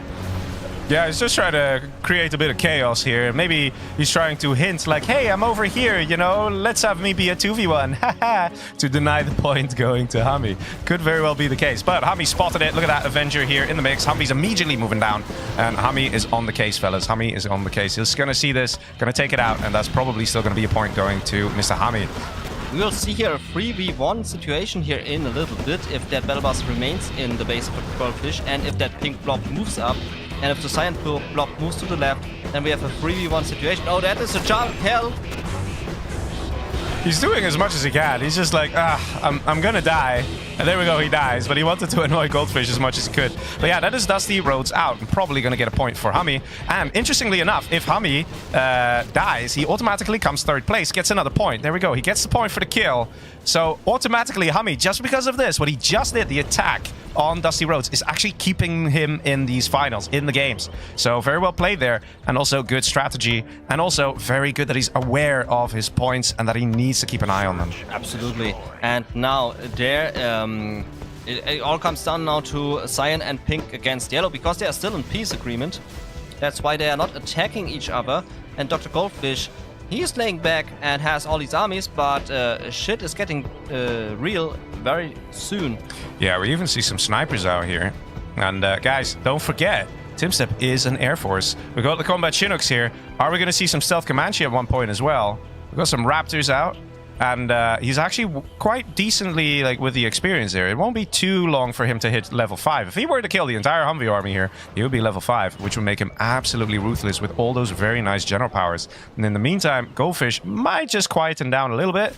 Actually, never mind. He's got Search and Destroy Overlords. He wants to kill something. That's what he wants to do. Yeah, he is going for the nuke missile, and we all know what that means as a nuke general. He wants to go for nuke mix and the feared neutron missiles from the nuke launcher. Or he wants to get the neutron shells so he can use the nuke cannon to unman an Air Force dozer to steal Air Force. That could also be the case, yeah. You never know with Goldfish. You never know, people.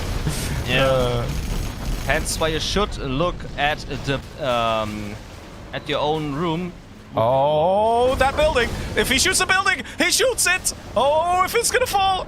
Oh, almost killed a whole chunk of that army. That building, man. When a building falls over onto units, they instantly die. Even a building like a command center, if it falls on a command center, it just instantly kills it. Yeah, and there's a huge sausage of Cyan coming into yellow space there on the top. And he wants to visit Dr. Goldfish there on the top side. He's relocating his units, Dr. Goldfish. And needs to defend his base, but at the same time, Pink is formatting on the bottom and wants to visit Dr. Goldfish from the bottom side. Actually, I'm not so sure if Pink really wants to. It's what's happening here? Why is he going back? Oh, I think I know why he's going back because of the new cannons. The new cannons being very powerful. Yeah, carpet bomber sadly being wasted there. Only gets a kill on like one HuMMi. Yeah, this match is going to get very interesting because there is an airfield out. No nuke MiG upgrade yet, but for sure he's getting it right now, Dr. Goldfish. And he's probably still getting the strat center, right? Is he getting it again? Oh, he forgot that his strat center got destroyed. If he got the strat center up, guys, he would get search and destroy nuke cannons. That's a nuke cannon with 20% additional range. Yeah, it's and very hard to kill. Pink is formatting there on the bottom side. That's a lot of Pink. And he's going in. 2v1 situation is ongoing. That carpet just disappeared. Yeah, carpet actually, I think, got taken out by Cyan there somehow. Yeah, Dr. Goldfish is getting sandwiched here now. And that will be the delicious Dr. Goldfish burger. Thank you. And that's an arty barrage. It's not going to hit the target. Yeah. Not looking good here for Goldfish. And that base is going to be toast. And thank you very much, Mishi Gonzo, for the 25 euros. Hi, Leggy and crew. Thanks for these amazing 0 sessions every year. I'm a huge fan, but sadly not on pro level. Please have a new bracket on and I join. Well, thank you very much for the donation, man. Really appreciate it. And oh, look at the new cannon shredding away, destroying the entire army here. Look at that. The entire army getting destroyed by just a few new cannons. That was nice. The thing I see here is if Dr. Goldfish gets destroyed, Cyan will be in a bit of a trouble here against Pink. Yeah, Pink knows. Pink might already be preparing, getting his units out to the middle and ready to push Cyan from there. Also just wants to make sure that Goldfish is not going to escape. Takes out the dozer, takes out the few buildings here, and then just lets Cyan finish things off over here. But great damage has already been dealt over here by the Pink player. Getting rid of the nuke, getting rid of the hackers, getting rid of the prop center. Goldfish has almost nothing, and Pink is just waiting for Cyan to finish the job. He's got all the units in position, but I don't know, man. I'm kind of secretly hoping there's like going to be a huge Moab on this army. Oh, yeah. Because it's lovely all blobbed together like this, right? And that blob just calls for Moab. Yep. Yeah, and there comes the army. HuMMi. HuMMi still finishing off Dr. Goldfish there in the base. Oh, almost crushing the war factory there. Almost. Yeah, I don't know, man. It's just, to me, this is just screaming for a Moab. In the meantime, though, we do see the attack continuing here. A leaflet has been called in, and is that a fuel air or a Moab? Please tell me it's a Moab. No, it's a fuel air. That's not going to be enough. The Humvees will just get out of there. He can easily split, but he's not splitting, and instead, he's just chilling there. Fuel air hits the target and takes out a big chunk of those Humvees. Nicely played there by HuMMi. Oh, still nice. Not a Moab, but still nice. Nice to see. And Dr. Goldfish holding up pretty nicely there in the backside to not be killed. Yeah, he's trying to hang on. What does he actually have, though? Is he actually... Wait. What do I see here? Okay. Well, that's happening. Yeah, that's happening right next to a combat Chinook. And that also happened. He built a barracks. Is he seriously thinking he could just casually build a barracks and then capture the oil and be like, hey, thanks, bro? Yeah, right next to the combat Chinooks. Like, what? Yeah, it looks like that's the end of Dr. Goldfish here. He's got one dozer left, and Cyan is on the case here. Can't take him out. Is he going to do it, though? Yeah, looks like it. But Cyan himself, Mr. HuMMi, doesn't have much left. I saw him building a command center up top here. He's recognizing that he's in danger. He needs to clear out Dr. Goldfish because he wants to get himself to second place. That dozer, man, is just running for it. Yeah, that dozer's very brave. But it's getting chased down. GG, says Dr. Goldfish, and Goldfish is eliminated here. HuMMi is very happy that he got himself to second place, and this is a match victory going to the Air Force General, Mr. Tim Stepp. Well done to the players. Nice match here and well fought. Great GG. Well played. Very nicely done. My God. These matches, man, they're so good. They're absolutely wonderful. All these great moments. Even this, right? Just the hijacker here. Maybe it inspired Dr. Goldfish, right? When he got his Battlemaster stolen, he's like, you know what? I should do something like that. And then he managed to get himself USA technology. And look at the nuke cannon here in the back, behind the power plant there, shredding away, destroying so much of the army. And of course, HuMMi there with that last action. Very nicely done. The leaflet, disabling all the Humvees, keeping them in place, followed immediately by a fuel layer, taking out so much stuff. Nicely played. It's amazing. What an own age here. And yeah, again, snake move by our snake. Yeah. He needs to keep his title. Very nicely done.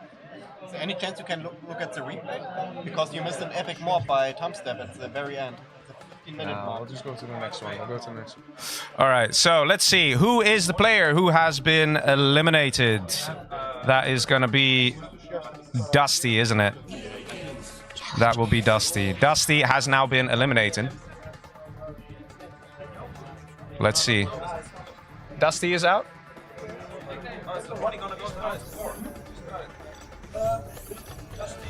Dusty is out? Yeah, Dusty is out. Just heard the confirmation there. So let's see. That means that so far from this finals, we started with 7 players. Apex has been eliminated, as you see, 0 points. And now we have Dusty, who is eliminated. So now we're going to go to a 5-player map, which is going to be Chunk Island. Okay, sounds like a very chunky one. Oh yeah, it's a lovely map. It's quite open. So I do expect to see some serious aggression. It's not as open as Echo Isle, so it's not as open as this map here, this one that we did. This one's a little more open, 5-player map. Chunk Island is not as much, so, but it's still very nice, very aggressive. Okay, yeah, that's fine, that's fine. All right, one of the players is taking a quick bathroom break here. I hope there's no queue. Yeah, I mean, it's just 2 toilets. 2 toilets, man. But yeah, ladies and gentlemen, what do you think about the game so far, huh? Alexander says Tom Step, Tam Step, Tim Step, Toom Step. We're having all sorts of Tim Steps here. Tim, Tam, Tum, Tam. Yeah. Oh, man. Very nicely played here by the guys so far. But yeah, that means 2 players have been eliminated, guys. 2 players have been eliminated. So now we're going to have a 1 5-player match. And again, the guy with the lowest amount of points will be eliminated. This time we only have 1 match instead of 2. So it matters even more. So looking at the score here, HuMMi definitely did a good job getting himself some points, but he's still in danger of being eliminated. So we have HuMMi and Tanso. They're going to be having, they got to be careful here with getting some points, and one of them was likely to be eliminated here. Let's see. Yeah, they need to be on their toes. They need to watch it, and they need to be aggressive now. Yeah, I'm very curious to see how the players are going to play on this map, because a lot of the players, they would know Defcon, right? A lot of players have already been playing on these other 6-player maps, like Coastal Shock. During their set, they've played on there. But some of the guys here have never played Chunk Island. They've never seen this map, I can guarantee you. So we're going to see probably very defensive builds out of some of them, and maybe some of the players who would know this map a bit better will feel extra confident, go extra aggressive. What do you think? To be honest, I have actually not seen this map either. Yeah, no, it's No idea about it. It's lovely. You got an oil in your base, you got the ability for 2 supplies in your base, and then you got an oil in between each player, and at the very edges there's also 3 supply crates in between each player. Yeah, and Paladin wants to know who is the second caster at CNCHD. Yeah, CNCHD and Legionnaire Generals. Those are your casters for tonight. Hello. Hello. Let's see. It looks like all the players are here and ready. We're gonna go to the next match. Match number 5, Chunk Island. Let's see it happen, boys. And welcome discount for bananas in the stream. Hey. Mohammed says, "Hi Leggy, can you reply to me? You always ignore me and I don't know why." I don't know why either. Well, I'll be honest, when we're in the game, we're having a great time watching games, man. We're having a great time watching games. All right, so let's see. Next match, ladies and gentlemen, are you ready? I'm gonna tell the players one more time to hit accept because we're waiting a little bit. And there we go. Match number 5. Let's go.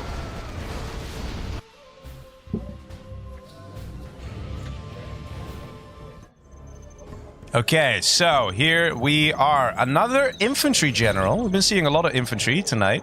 It is Cyan, and it is... we're not seeing... Oh, there we go. It is Jacob again. Jacob's been infantry a lot tonight. Yeah, he lost his infantry. And here on the top side, we have the laser general for yellow. This is Tanso.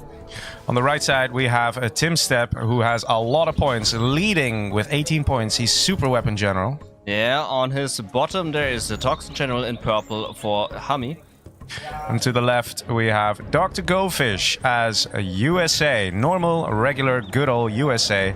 Let's see how the players are going to do, but there's definitely some pressure on HuMMi over here with 4 points and Tanso over here with 5 points. So I expect to see them at least trying to be a bit more aggressive because they just stand to lose more, right? They can get eliminated if they don't get enough points. Yeah, they should be more aggressive as there's a lot of money also in the pool to win, so they need to be more involved to win some nice cash here at the event.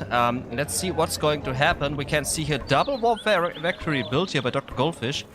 Yeah, Goldfish definitely experimenting with his build orders. We know him to be like that, and in some cases it can be very effective.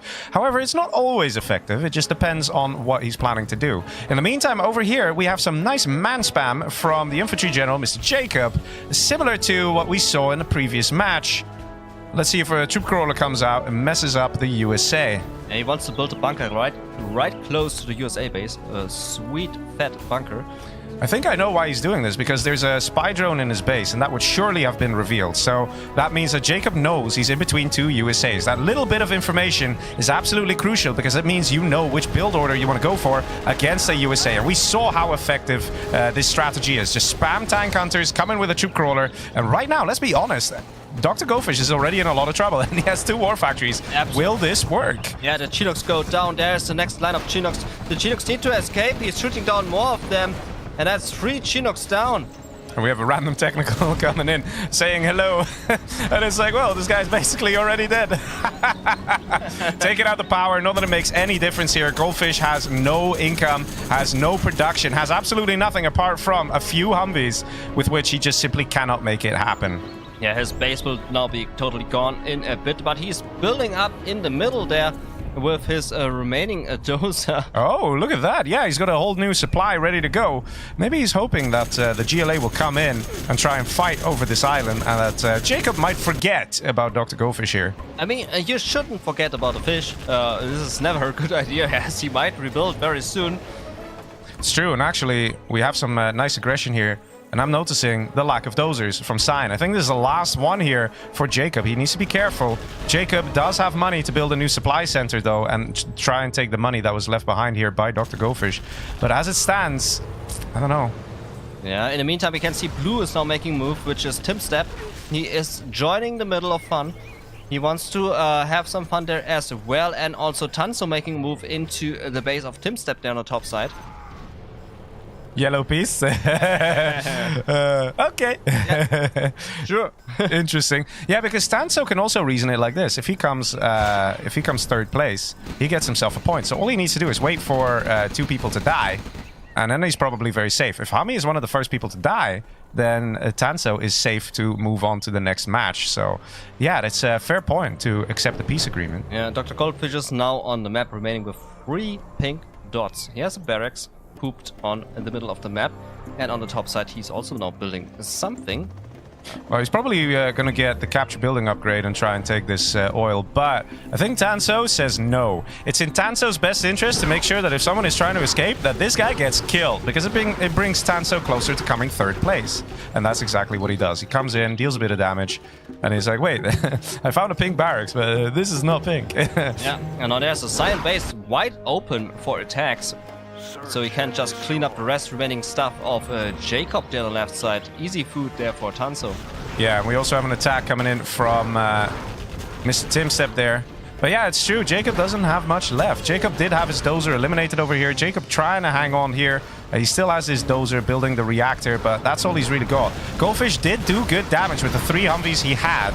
But looks like Tanso is cleaning that up over there. Big engagement happening here, though. Yeah, it's very big. The Humvees are escaping. They're getting some kills there. In the meantime, we can see that Dr. Goldfish is expanding actually there on the top side. He got the oil derrick, he is building the power reactor, and Fish is going to surprise us as as usual.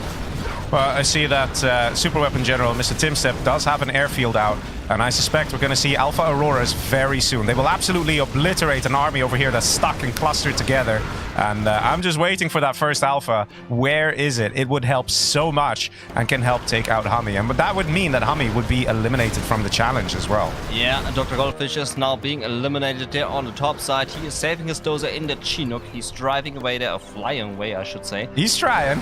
Yeah, he's trying his best. Losing a HuMMi there in this engagement. And where's the Alpha? Yeah, where is the Alpha? Yeah, just no Alphas coming out of Timstep. Yeah, absolutely not. And Dr. Goldfish still rebuilding there in the middle. Now building a barracks. Has his second oil derrick under control. Yeah, but there we go. Tanker just starts dealing a bit of damage here to that dozer.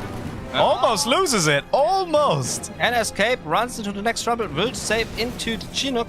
Yeah, but hey, Dr. Goldfish, the map is only so big, buddy. Where are you gonna go? You're running out of space. There's not much space left. Blue, in the meantime, finishing off some parts of purple. Oh. Oh. Is that actually the last scaffold, the last building? If this gets touched by something... No, he's got another scaffold. No, that's actually yellow. This is the last building, isn't it? Yeah, there we go. That is Goldfish defeated. He tried, man. He tried. But he's out. He is out, definitely. And Blue now advancing forward. Purple is big, so he has quite a lot of stuff of HuMMi to defeat there. But Timstep is trying his best to do that. Finishing off that bunker with ease. Yeah, he might lose a Humvee, though. Nah, he keeps it alive. Very nice. Let's see. Do we have any Alphas yet? Yes, finally. Yes, there's the Alpha. Such a beautiful plane. Yep. Totally not overpowered. Nah, don't worry about it. Absolutely not. Ah, it's perfectly fine. Perfectly balanced. This whole game is balanced. Super balanced. Don't worry about it. Bug-free and balanced. Well, let's see. In the meantime, Tanso continues the attack on Jacob. Wants to clear him out as well. Tanso probably feeling good here because he's realizing people are dying and it's not him. He's not dying. He's doing quite okay. He's getting points. Sweet points. Yeah, so let's see what's happening here with Timstep. Is he going to finish off Mr. HuMMi? It does look like he really wants to just clear out the middle and keep pushing this guy further back and back into this spot. And now we just have just this, almost nothing that remains. And HuMMi trying to expand on the left side where Dr. Goldfish was originally placed. Yeah, there's an oil derrick free to grab there on the bottom side for purple. Purple and yellow big kill them. There we go. Jacob eliminated here. Tanso breathing easy because he knows that he's going to get at least 1 point. The only thing that he doesn't know is who these players are. He doesn't know if he's facing off against HuMMi. He doesn't know if HuMMi got the first player kill or things like that. So there is that. Yeah. So he's still not exactly fully comfortable. We know he's fine, but he probably doesn't know that. No, we have the all-seeing eye. He doesn't. Kiyotaku in YouTube chat says, Tatsu, let's go! Tatsu! Oh, ganz gut push with the RPGs there. Getting some kills down the Humvees. Nice, nicely done there. Very nicely done. Yeah. We've got some beacons in the base here as well.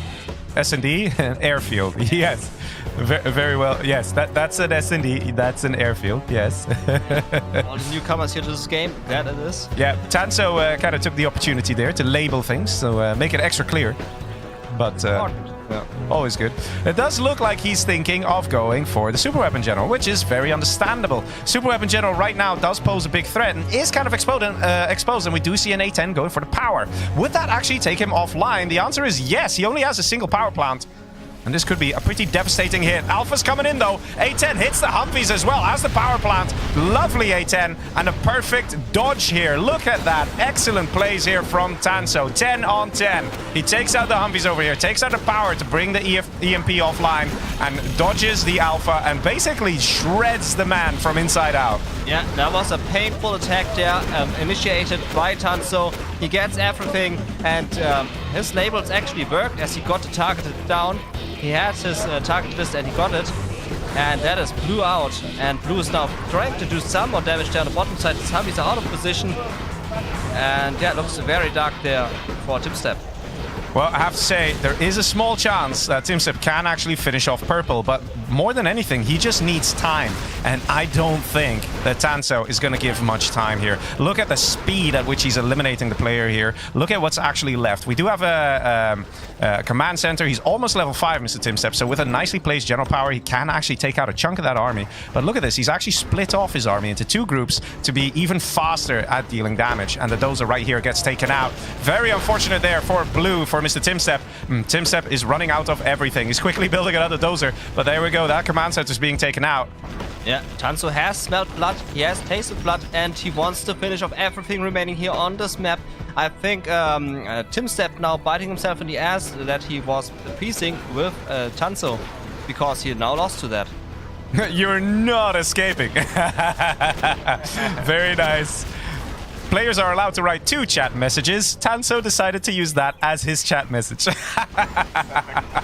Oh, so good. Takes out the last dozer. There we go. That's a dozer hunted player, Mr. TeamStep. He only has a few Humvees remaining. Whereas if you look over here, HuMMi's doing okay. All right, he's doing okay. He's still got some cash. You know, he's still got a palace here, got some defenses. He's definitely not someone you would say he's out. But definitely Tanso is out, though, because that's the last Humvee going down. Yeah, absolutely. GG, he says, and that is blue out. TeamStep out. Very nicely played by Tanso. And Tanso, level 5 laser general with a lovely army, can just push in QQA and finish this off. And HuMMi will, even though he's coming 2nd place, he's still going to be eliminated. HuMMi coming very close here, but not close enough. Yeah, was an excellent execution here by Tanso, smelling the opportunity on the top side and getting a kill done. And that is GG, well played to Tanso. Finishing with a KD of 3.66. Very impressive stuff there, nicely done. He saw the opportunity there. He saw that he could take out TeamStep. He saw the weakness. And let's watch that back. That nice replay clip. It's not showing yet. Okay, give me a second. Give me a second. But taking out the power plant and also hitting the 2 Humvees that were guarding there as well was very nice. Let's go have a look here. Look at that A10, guys. Follow the A10. It takes out the 2 Humvees, the power plant, and then the Aurora comes in, misses completely, and he takes out the Aurora with the Tovies. Amazing play. Yeah, absolutely well executed here. And some nice dodge moves there as well, dodging all the destruction. I see the prize pool has reached 3,400 euros. Absolutely amazing, guys. Those guys are killing it. Absolutely gorgeous to see. The players will be so happy. They're fighting hard, man. They're fighting hard. So thank you all to all the people who have contributed. Yeah, thank you all. And can we make this the biggest prize pool ever in history of Community Outpost? We are getting close to it. Yeah, we are definitely getting close to it. Let's see. We have HuMMi eliminated here. Dr. Gofish, go. Next match. I just want to say one thing. What? Guys, can we have some huge shout-outs to all the crew members here? Because they're doing all the hard work. They did all the setup, the arrangement, getting everyone here. And also the people behind the cameras, Arctic Dolphin, Nickname and Blood Tide. They're all doing a great job. So give them some love, guys. It's not only the players and the people you see here on the stream, but also those in the background that actually didn't really have a chance to be shown on camera or got on the love they deserve. So give them some love, man. Yeah, and of course a nice big shout out to Landlol as well, the guys who have made it possible for some of the tournament players to play tonight by coming out and bringing the PCs. Very much appreciate it. So thank you very much, guys. Absolutely, because without the PCs we wouldn't have one of these players here actually playing. I think we have had 1 player playing in the set on the Landlol PC. It was very useful. Yeah, let's see. The next map is going to be a 4-player map because we have seen the eliminations. The eliminations, man. We've had to say goodbye to Apex as well as to Dusty. Now it's HuMMi. 4 players still remain. We have Dr. Goldfish, we have Jacob, we have Tanso, we have TeamStep. Yeah, and this is Green Goon as the next map, as the map we will fight on. And can we get some spicy armies here by these players? I'm hoping for some quadruple tech action. That would be amazing. It would be fun if they were all just coincidentally all the exact same army, just a full mirror. If they were all infantry or something, right? That would be fun. I mean, you're a free-for-all player and you're streaming quite a lot of free-for-all. Did that ever happen?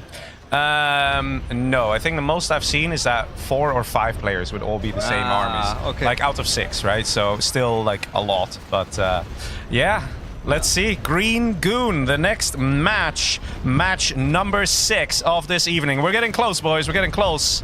Only 2 more games to be played. And of course, the points. Look at those points. Gorgeous. Yeah, that's a lot of points here. All right, here we go. Next match. Are you ready? I'm ready. Let's do it. Let's do it. Let's see what we got. Ooh. Now that is a very interesting combination of armies here. Looks like we have a normal China here for Dr. Goldfish. Then on the bottom we have the yellow laser general for Tanso. On the right we have a nice stealth general for Jacob. And on the top we have the pink Tim Stepp as the Air Force general. Yeah, it's going to be very interesting to see how this match is going to play out, because Air Force is like an army that is maybe not the best in the early game, the very, very early game, not the best, but then very quickly it becomes very powerful, very dangerous. Once they get a strat center up, you know, they have the benefits of USA with the Humvees, and they're hard to kill. And then when they get the carpet bomber and they get all those general powers, they get very powerful. If they go for Comanche, they can get very powerful. Whereas over here you have like something a bit different. You got the stealth general who would excel in the late game and the end game by just having a whole load of economy, stealth scud storms, things like that. You know, you got China over here who's just generally not good. It's just not an army anybody really wants. But they have to make it work in the very early game. And that's exactly what Dr. Goldfish is doing. He's trying to go for a dual war factory to do some dragon tank pushes. And then we got a laser general. That's like an all-round decent army. But it's very interesting to have this combination of armies like this. Yeah, and I think Dr. Goldfish, by the looks of it. Oh, and thank you, Zeus, for the 10 euro donation. Thank you guys, what a nice tournament. Thank you very much, sir. Very kindly of you of donating to this prize pool. Thank you very much. Yeah, China is now building these units towards the base of Tanso. He wants Tanso out, he doesn't like him. And there comes the HuMMi, destroys the Gatling with nice micromanagement. Goes for the dozer. That's one dozer out. Yeah, in the meantime, we have something over here. A barracks, forward barracks. Interesting choice. There is still some money, and uh-oh, is that the last dozer here? Dr. Goldfish, don't lose it. Don't lose it. Nope. That is the last dozer, and it is not in a good position. Spotted by Jacob. Jacob going for it, boys. Run, buddy, run. that terrorist has a mission. There comes the HuMMi from the backside, and the dozer is... Oh, dragon tank there. Getting spotted. Wow. Well, I'm not sure if this is good, because now he's going for the dozer. That's an even bigger threat. Oh my god. But somehow Dr. Goldfish hanging on over there, keeping that dozer alive. That's why we didn't see the dragon tank do anything, because Goldfish is busy microing that dozer, paying attention to it. He's like, I cannot lose it. But Tanso preemptively sold the war factory. He probably could have kept it. I don't think Goldfish would have noticed. Yeah, and now there comes the HuMMi army. The war factory is pretty much unprotected. There's only 2 Gatling tanks. Okay, now there are 4. But he can still do that with a nice amount of micro. He should be able to hand this match into his favor. Yeah, I'm very curious to see how this is going to play out, because right now we can all agree Goldfish is in some trouble. But what is the Air Force up to? What is he planning? We got a bit of a slowish start from Jacob. He's chilling a bit. He doesn't want to make too much noise. And the Air Force is definitely going to benefit from that. Let's see, is he building a strat center yet? Not yet. He's going with the dozer there. I think he is going to drop down the strategy center soon there. Oh, there goes the second war factory. Power director is down. There is no power left for Dr. Goldfish. Yeah, and there we go. Goldfish definitely in some trouble here. Tanso is absolutely rocking it. He knows he's got those Humvees. He knows they're very powerful, and he's utilizing them to perfection. Goldfish struggling hard. Yeah. Oh, he gets a dozer. Oh, dozer down. Oh, that's one dozer down. Do we have a second dozer? Is that a dozer hunt? No way. Oh, there we go. Still alive over here. Luck for Tanso. Yeah, but Goldfish will know about this. Goldfish will maybe try and find that last dozer. Yeah. And yeah. Ermolov saying, let's do 200 likes. Let's go, boys. 200 likes here for the stream. Wow. Give a little shout out to the team here and the players and organization and everything. Tim Stepp having a good time with those Humvees himself. Let's see if he's... Oh, what? What is that? What color is that? Am I seeing orange? Is this Dr. Goldfish? That is a fish. How does he just randomly have a dozer in the very back of the map? He must have escaped over here. And until we see a strat center out of Tanso, there's a very good chance that Tanso is not going to realize there's a dozer over there. Speaking of dozer, the last dozer of Tanso, he's going to be careful too. Yeah, but Dr. Goldfish is now getting realized on the top side with that pink ranger. He now knows that there's a dozer. Yeah, this is a very interesting interaction here. We do have Timstep coming in hard, pushing in on Jacob. Can Jacob hold a nice aggressive army like this? I don't know. I don't think so. What do you think? I don't think so as well. And he just has a few RPGs there. And the HuMMis can just crush these RPGs. Red is in some huge amount of trouble there. Jacob, that is. Let's see. Yeah, there's nothing really that Dr. Goldfish can do. He's sending supply trucks. What are you doing with supply? They don't explode.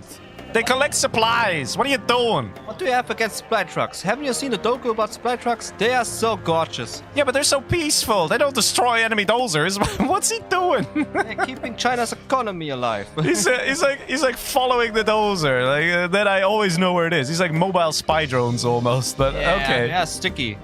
And he does actually have this. Does he still have a dozer? Oh my god, he still has a dozer, but oh, look at this. Is this the end? Oh, there goes the dozer. The last. No. Oh, what?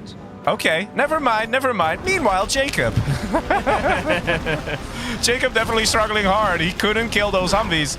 We have 2 of the 4 players in survival mode now. In a ridiculous, strange survival mode. He's building a barracks. And, okay, Tanso is still on it, though. Tanso has not given up. He hasn't seen the whole surrender thing, like, oh, this player has been defeated. He hasn't seen it. And he finds it. Oh, there you are. There you are. There you are. Tanso doing it. Eliminating Dr. Goldfish. First player kill going to him. GG there for Dr. Goldfish. But nice for him hanging on there to the match. Yeah. Now it's Jacob. Biting the dust. It's very interesting that Tanso got the first player kill there. Got himself to 15 points now, so he's overtaken Dr. Goldfish. Yeah, I still remember when he was still little. Yep, when he was still busy playing catch up, but now Dr. Goldfish looks up to him, you know. It's like that. Right now, we can see the continuation of Timstep. He's coming in with the attacks. He wants to get rid of Jacob. Very understandable. But this also buys Tanso a bit of time to expand. He needs to get some money going. He needs to get the supplies. He needs to get some war factories. Because, let's be honest, the moment Red dies... Help, I am dead. He is Air Force. Help. Please send help. But the moment Red dies... Timstep is going to turn everything right onto yellow and eliminate him as fast as possible. And this is a level 4 Air Force who has spent his general points. We do see a strat center out as well. So there's a carpet bomber ready to go. And that carpet bomber is not being used on red. It's going to be used on yellow. Yeah, he wants the damage being dealt. That's a lot of Humvees that clashing in the middle. We also hear snipers there inside. So evacuating the Humvees is not the best idea ever as the snipers are there in place. Well, the thing is that right now, there's Search and Destroy out for Timstep, but there's no Search and Destroy for Tanso. So the units here are... Oh, and Raptors too. Oh my god. The Raptors. Oh my god. But basically, even if there was a Humvee to Humvee engagement, Tanso would be at a disadvantage because his units don't have that 20% additional range. And here comes the carpet bomber of the Air Force. Nice one. It will finish off the war factory and probably the reactor. And the Spectre gunship comes in. Let's see. It goes for the war factory here. And it doesn't take it out, actually. Wow. But the Spectre will be able to take out the supply. And that is actually more important. And that will mess up Mr. Tanso just a little bit. In fact, Tanso is now coming in and taking out Red as well. He's like, okay, Red, can you please die so I come second? I don't think I can take out the scary Air Force anymore. Yeah, both are attacking here. 2v1. Yeah, like, please die. Please leave. So I can surrender in peace. Yeah. Oh, man. It's a fight of the big boys now. Please leave. Yeah. Let's see. Stealth General does what a Stealth General does, and that is trying to survive in all the hooks and crannies that they could go to. There's still a supply going up in the very middle. Don't worry about it. But Tanso is on it. He's going to move to the middle. He knows there's the Stealth General hiding somewhere. There's a random worker still very hidden over here. But He's very brave there. we got a technical. Let me guess. There's one worker in here. That would be amazing. Yeah, there's a unit in here. He's running into the HuMMis. The HuMMis are spotting it, and that technical is just saying, nope, I'm out of here. I could just hear the yakety sax music as the little guy tried to escape, avoid all the death and conflict. Yeah, and he's dead. And There we go. He knew it. He knew it. He's like, yeah, Air Force, forget it. I have no chance. Surrenders. And that is TimStep getting another victory here. yeah, well done, GG, well played, and the victory goes to TimStep. Oh, man. Definitely interesting here. We have one more game. Really, just one more game. One more game. We've finished 6 matches here tonight. We're moving on to match number 7. The final match, the final opportunity for players to get themselves some points. And right now, prize pool is at $3,420. I mean, euros, actually. So the players will be very anxious to perform well to try and get as high a cut as they can from that prize pool. Yeah, that was an amazing match here. We can see... Huh? You're still in. We have one more game. Four player match. It's the final match. Goldfish was like, wait, am I eliminated? Nope, you're going to play one more game, sir. One more game. Yeah. All right, I think all the players are already restarting. They're way ahead of us, man. They're way ahead of us. Yeah, they're already... They're ready, man. The blood is flowing. The adrenaline is going. Yeah. They're anxious to get us started on that final match. We are so slow, they are so fast. They're so fast. Hey, man, they have great micro. They can click through the game menus 5 times faster than we ever could. Yeah, that's true. I mean, we have a whole stream to manage. They only have one PC to manage. Oh, man, let's see. Final match is going to be on Naval Base Mabuhay. No, that's Naval Base Mabuhay. Ooh. Mabuhay. Let's see if we find it over here. There we go. Lovely map, this one. Also a bit aggressive. It's very beautiful. Created by Adrian, none other than Adrian himself. Yeah. Very nice map from the World Builder Championship 2022. I think this map, unlike a lot of the others, this one does kind of give you the ability to defend a bit better, because you kind of have like a ramp going down along the side. So if you just build one base defense here, you can kind of cut off a big sort of section from your base, and it'll be nicely defended. So generally, the option to go defensive here is possible. So we might see some different playstyles instead of just go, go, go kind of aggression. So let's see. Yeah, let's see what's going to happen here. We are missing one more player. There he is. No, one more. One more, okay. Yep. Let's see. Yeah, okay. Player is launching the game, getting started. You see, our micros are not too bad. We can navigate through the menus faster than some of these players. You know what? They should commentate. We play. What do you say, huh? Yeah. Let's do it. Let's do it. Guys, what do you think, huh? We just change the rules a little bit. Yeah, we switch. They commentate here. I'm looking at the judges. They're not exactly happy. They're not excited about the idea. But, you know, we can still try it. Just saying. Right. Yeah, we just disappear and see what happens. Yep. Let's just leave the building. All right, so ladies and gentlemen, here we go. The final match of the evening. Are you ready? Let's go. The points so far, we've got TimStep 19, Jacob 14, Tanso 15, and Goldfish 12. It's looking like a nice match coming towards us here. And let's go. Let's hope for some good armies. Oh, wow. What is this? Oh, boy. What is this? Ladies and gentlemen, we have an Air Force here in the green for Mr. TimStep. Here, moving on to the top left, we have the pink Laser General for Tanso. Down below, we have Toxin General for Dr. Goldfish. And on the bottom right, we have the red-colored Jacob as Air Force. 2 Air Forces, and they're also literally next to each other, right? So they will scout each other, and generally when there are 2 Air Forces, they kind of give each other the stink eye, and they want to go for each other because they don't like when there's another Air Force. Each Air Force wants to be the only Air Force in the game. Yeah, like it should be, and they have some peace agreements here. Lots of peace agreements. Yeah, lots of peace agreements, because we got Red saying, I want a peace with you, Orange. And Green is saying, Green accepting the peace agreement here with Tanso. So we actually have a vertical situation. 2 potential 1v1s vertically happening. We also got a donation coming in from Mr. Tears saying, thanks a lot for this event, guys. Glad to be a small part of this awesome community. Well, I'm very glad to have you here. Thank you very much, man. And the rush has begun. We have Jacob coming in with a Chinook drop, going straight for Timstep. Let's see if he's ready.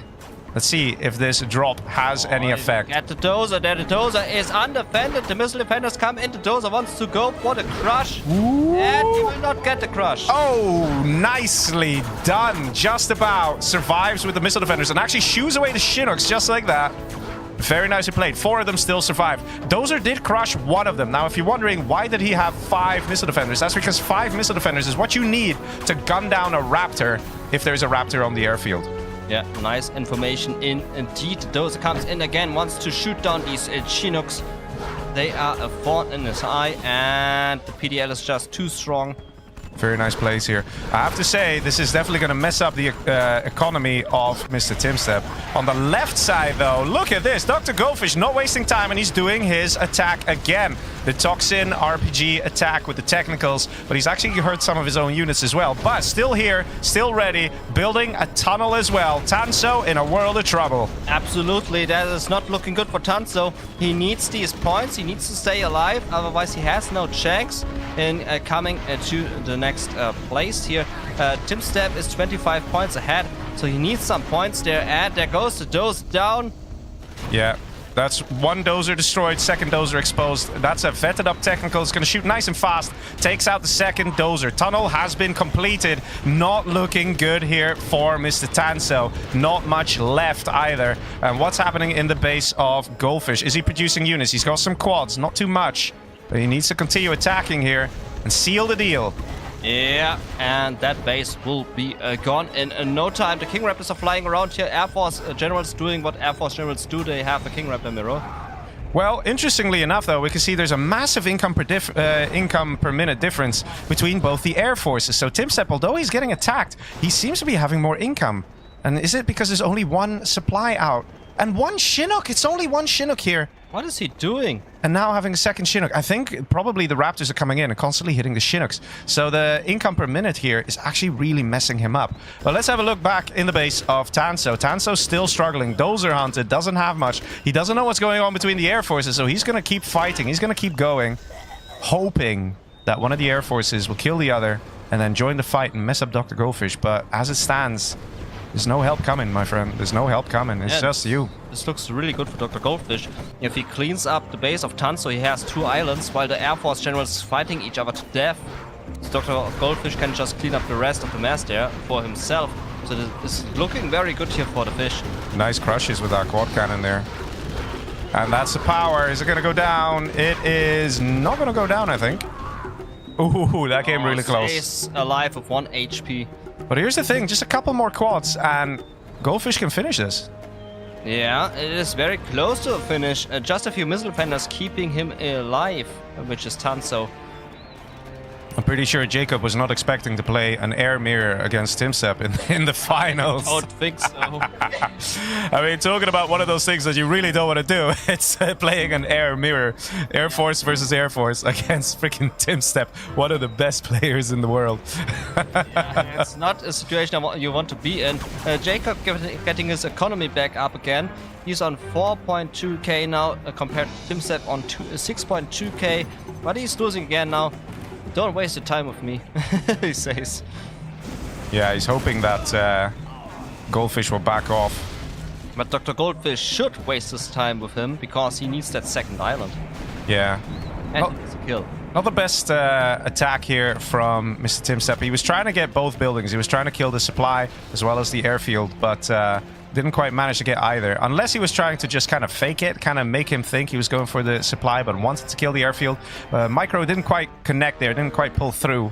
But as it stands, look at the cash per minute difference there. So far, it's looking great for Timstep, and it looks like he will be able to beat Mr. Jacob in this scenario. Yeah, it's looking very much like it. The airfield survives just barely.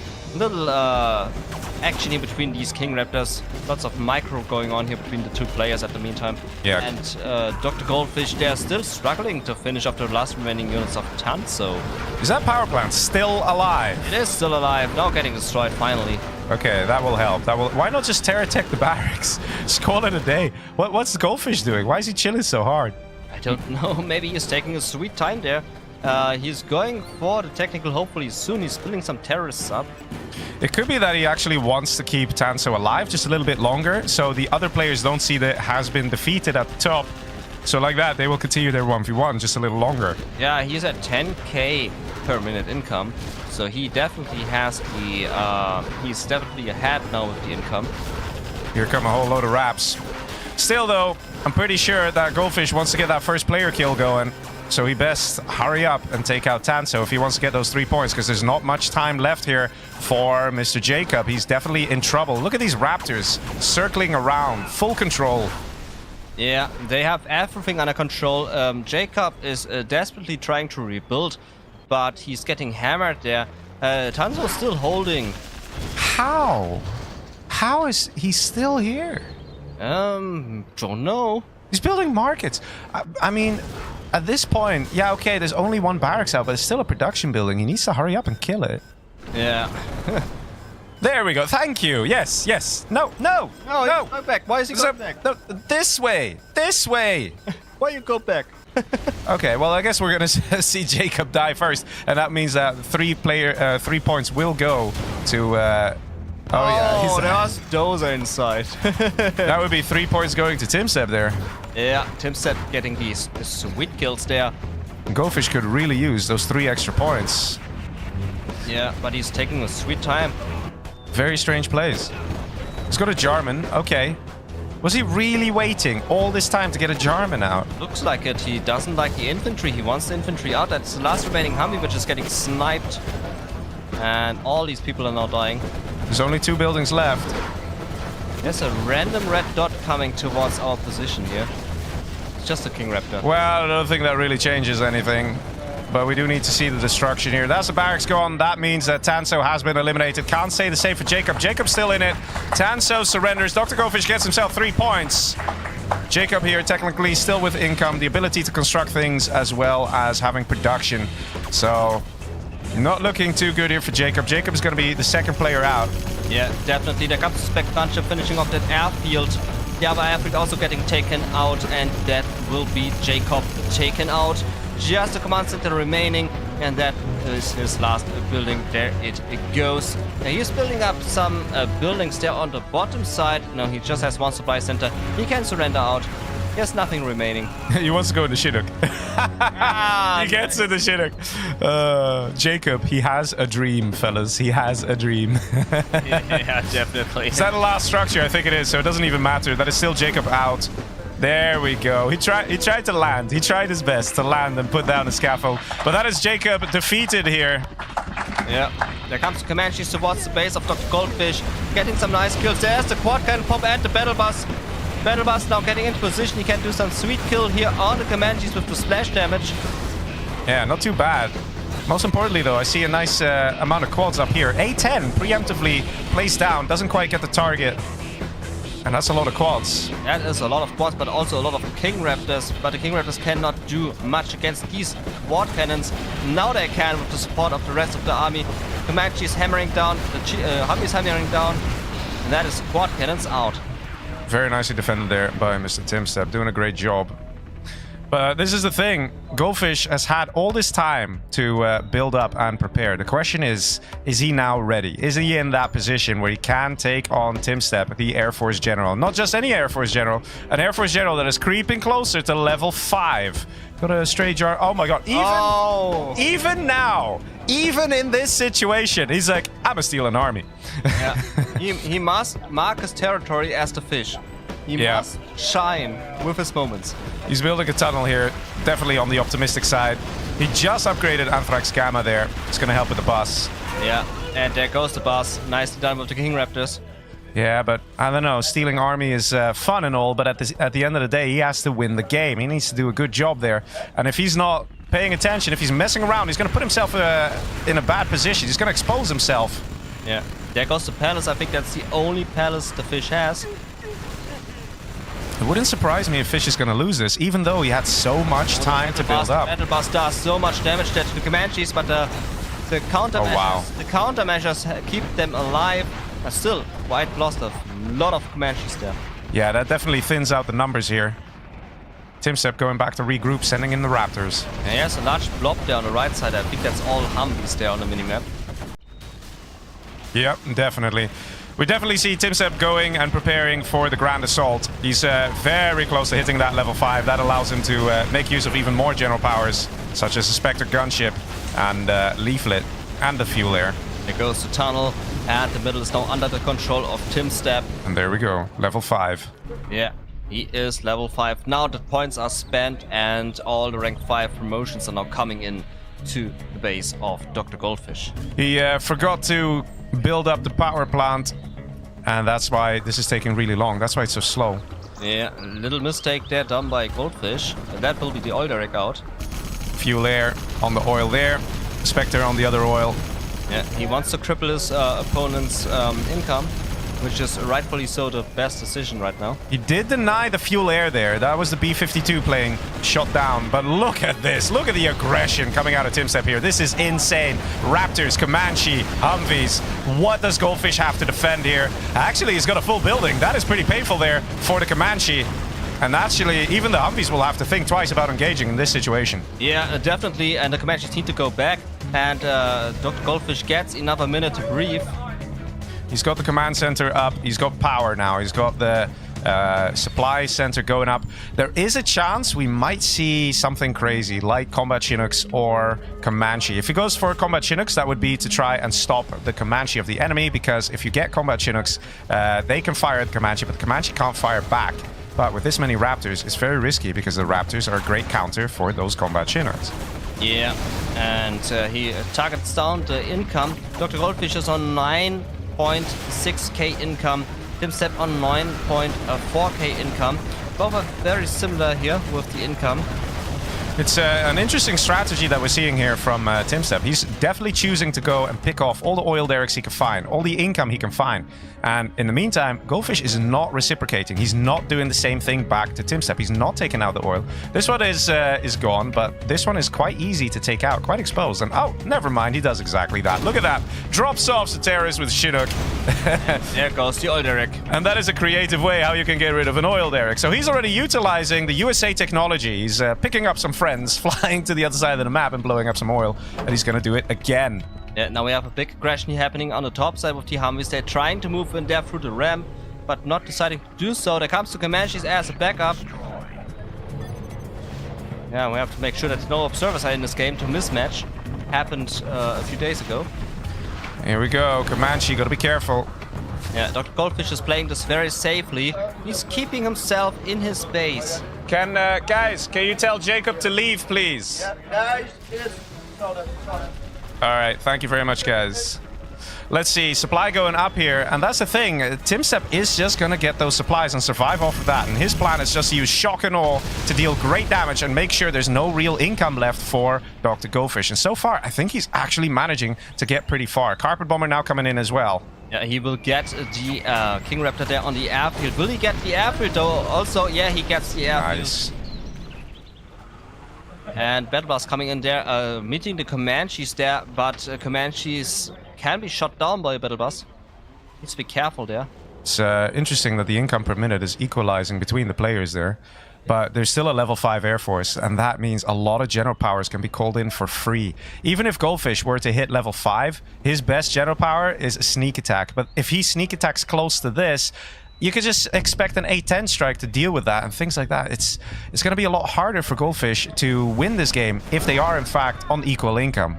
Yeah, nice shot down the Battle Bus, getting it fully destroyed. That was a loss there for Dr. Goldfish there. Lots of money was invested into the Battle Bus. Supply drop zones actually being constructed as well, and we actually see TimStep pulling ahead with the income, and that's probably because of the supplies, the few supplies here and there that can be collected. Let's see in Dr. Goldfish's base, these supplies have run dry, and that's going to hurt. Same thing over here on the left hand side though, still a few more supplies, but they're running dry very soon as well. The cache up top left also finished. not many supply piles left. There are these two. In the meantime, let's see how much is here. Still a decent amount here, around 10k. Yeah. And there's money over here. So TimStep has more money to collect here. And it's now paying off for TimStep that he is constantly targeting down the Alderax and black markets. Because, like I said, when he runs dry with the supplies, his income will drop massively. And the next general promotions will probably come in a bit. There's an orange dot moving there on the top side. He's dropping them off. He's dropping off terrorists with the Chinook. And it's effective. Look at that. He's taking out another drop zone. And immediately, TimStep panics and builds another one. He's like, nope, I don't want to lose my income. I want to retain it. But at the end of the day, there are some things that Dr. Goldfish needs to focus on. He doesn't have the fortified structure upgrade. And when you're playing against an Air Force, that is definitely something you need to get. Because it costs 1,000 bucks to get this upgrade. And it gives your buildings 40% more armor. It does a lot. Absolutely, you need that fortified structure. It only costs 1,000. Just get it. It's like marker shoes. Just get it. Ooh, will this guy die? Whoa! Oh, nice hit. Yeah, nicely done. Still looking good here for TimStep. He has it in his hands still this match. There comes another Chinook drop there on the top. Yeah, this is all that Goldfish can really do. He has to try and be smart about it, be clever. Nice. But even this, if it doesn't hit, if he doesn't manage to kill something, this is still pretty pricey. It's costing him more than 1.5k to do some attack like that. So he has to be very careful. Leaflet gets thrown down. Looks like TimStep is baiting a tunnel pop and wants to try and EMP the units that come out. Is that going to work? No, it's not going to work. Maybe in the last minute. No, not going to happen. He only disables the workers. Yeah. Not doing that job anymore. Goldfish had the opportunity. Oh, risky. What was that? Well, good thing we have good latency, right? No, but Goldfish had the opportunity to really expand and grow and think up a strategy to take out TimStep while TimStep was still dealing with Jacob. And perhaps, just perhaps, Goldfish got a little too comfortable here. Because he's definitely in trouble. He's struggling against TimStep. TimStep is finding some success in these attacks. Yeah. And Goldfish losing things. He needs more army. Dr. Goldfish has not enough army here against the big green blob on the map. He has the power reactor, which helps him quite a lot. There comes the carpet bomber on it. Is that a Moab? That's a Moab coming in. Let's see. Is it a Moab or is it a fuel air? It's a fuel air. Got a question from Street Food in YouTube saying, why doesn't Goldfish just build more markets? Because they're expensive. He needs to be ready for an attack from TimStep. Look how much money he needs to spend on units to try and keep himself safe. It's very difficult to get the balance right between building secondary economy and building enough units to defend yourself. Because let's be honest, he needed more. TimStep is absolutely shredding the base here and breaking open. This whole section belonged to Goldfish, was covered in buildings of Goldfish. And about 2 minutes ago, that's when it all started, things going downhill. TimStep is gaining territory, gaining grounds, and definitely dealing good damage to Dr. Goldfish here. Have a bomber here on the airfield. He gets the 4 King Raptors. Oh, nice hit there. And nice hit. Nicely done there. And this is the thing. This is what makes Air Force so powerful. Those general powers, you can keep calling them for free, and they are so destructive. They are so effective. And that's why things are not looking good here for Dr. Goldfish. He has no easy way of dealing with this. He can't call in an A-10 strike and deal with this. He can't call in... well, I guess he could call in an Anthrax bomb. We haven't seen one of those, have we? Does he have a command center? I don't think he has one. He doesn't. I think it's getting pretty late and he's losing focus a bit. Yeah, that might be it. And that will be the Dr. Goldfish out of this match. He showed a nice match. He gave us a good show to watch. So big shout out to Dr. Goldfish here for this match. But TimStep just too strong. Please nerf. Please nerf. Reigning is supreme here. And Dr. Goldfish, he's trying. But he's about to lose his power plant. He's trying to get his command center up. He's lost the airfield. He says, yeah, this is the GG. He surrenders and will give the victory there to Mr. TimStep. Because TimStep played very well there. Good game, was fun, and congrats. Ladies and gentlemen, the winner of Outpost Live 2025, TimStep. Very well played as Air Force General. Let's see if we can get him over here. He's all the way in the back. Let's see. We see Dr. Goldfish shaking the hand of TimStep, saying, well played. Let's see if we can get him to the front here.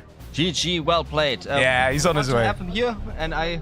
yeah, you can interview him if you like. No, you interview him and I... It's up to you. Hello, hello. Hey, hello. Okay, thank you. Hey, congratulations, man. Well done. Yeah, thank you very much. How does it feel? It feels good. It feels really good. Nice. Yeah. How was the match just now? This last game. At which point were you like, I got this? I do this when I think when I get rid of. I think I understood when I got this when I killed Red. Yeah. And then I was 1 versus 1 versus Tax, which was okay. I get good economy, I get a good territory, you know. So I was collecting a lot of money, and then I just overran him. And yeah, and like the only problem my strategy center was very late. Yeah. So. And it was like a really very main problem because I couldn't get access to the secondary economy. Well, I have to say it was very, very dangerous stuff there because Dr. Goldfish was growing, right? Were you scared that he was going to be too difficult to take out? Yes, I was scared a little bit when I saw he got power, when he got some secondary economy, because I don't have economy, he has economy. Plus he has cash bounty, which brings him a lot of money.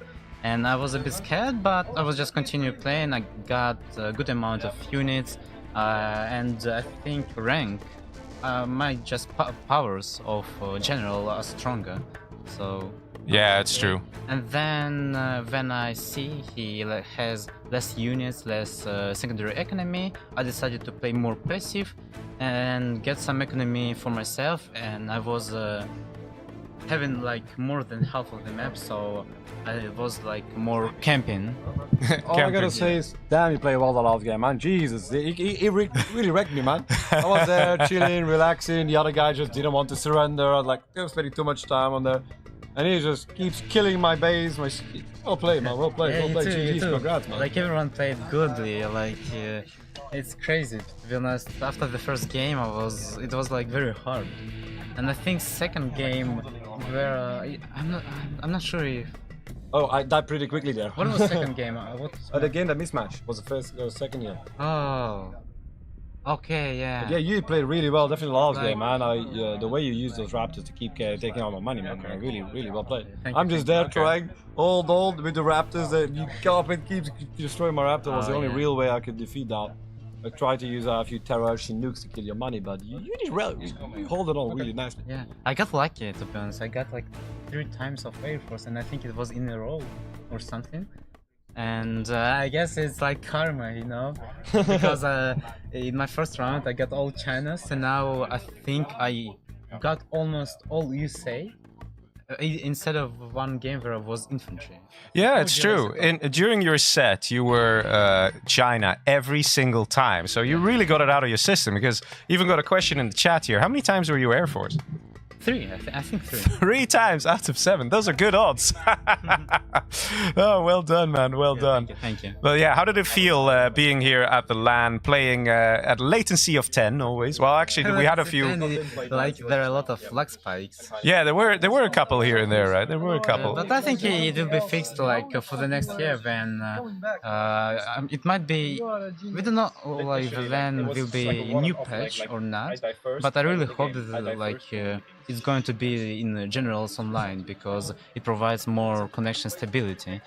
And how it feels like very cool. Everyone is friendly, everything like is good. The food,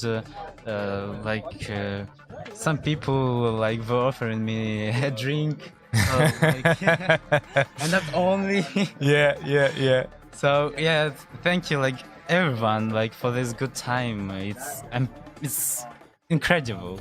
Yeah, for it's sure. It's a good feeling, and I'm happy I missed 3 days of school for this. Wait, what? You missed 3 days of school for this? Yes. Oh, that was a detail that was left out. Oh man. Can I just say big respect for this man? You know, he played really well, really solid. Was a really great guy to meet, and actually really enjoyed it. Enjoyed everything. Yeah, good. Yeah, thank you. You know what? Yeah, it was nice to meet you. Like, it's maybe very cool. That's what I really enjoy about the LAN. It's not really about the tournament or the money. It's all about people, the connectivity, and just playing all together the game. I wasn't sure even if I will knocked out like in first round, because first round was very bad for me. I got only 1 point, and in the second round it's like most like there is a chance that I can get 2 versus 1, and but I think I got lucky a little bit, so I passed, and then it became a bit easier when some players were out. I would say sometimes I got a bit unlucky, but that's free pro, you know. We don't care about unlucky. All we here is for the fun. That's what I did. Yeah. I just enjoyed it. I played the way I should. I think we played the way you would always play. Yeah. Thank you. Really enjoyed it, man. You too. Like also, everyone played good. The real question is, what are the scores? You know, I don't know. I actually have no idea who won. I mean, I assume you won. The final scores are Timstep winning with 31 points. Then we have Tanso and Dr. Goldfish both with 17 points. Oh, what do we do now? Paper, scissors. Whoever came in second in the final game is second. So Goldfish is second. Goldfish is second. Tanso is third. Tanso is third. There we go, ladies and gentlemen. There we go. Apparently I am. Oh, nice. I didn't even know. Congratulations. Hey, congratulations, man.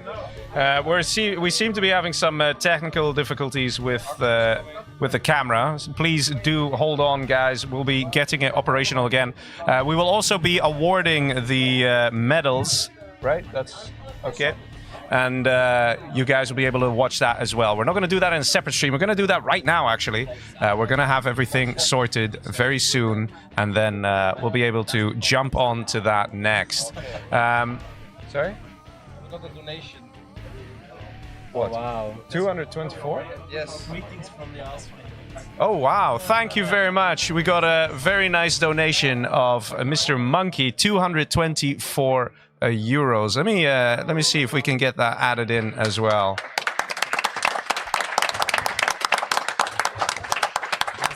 Thank you everyone for your support, for donations. Like really, guys, I love you. It's like I've never thought I'm going to be here when I was starting like playing generals, and now I'm here. I'm around all these people, all these cool people, and it's just incredible. I love guys, and thank you for my friends. They were supporting me, like some French friends, like really. Thank you very much. Thank you. I love you all, guys. I love you. Yeah, it's really nice to be here and have a LAN environment going on, right? Just seeing people face to face and discussing things. There's been so much zero-hour discussions going on.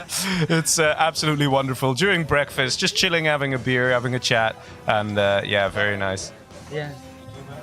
Can I just say also a big shout out to the developers as well for making making the patch right now. They're working really hard on the patch, journals online, and everything else combined.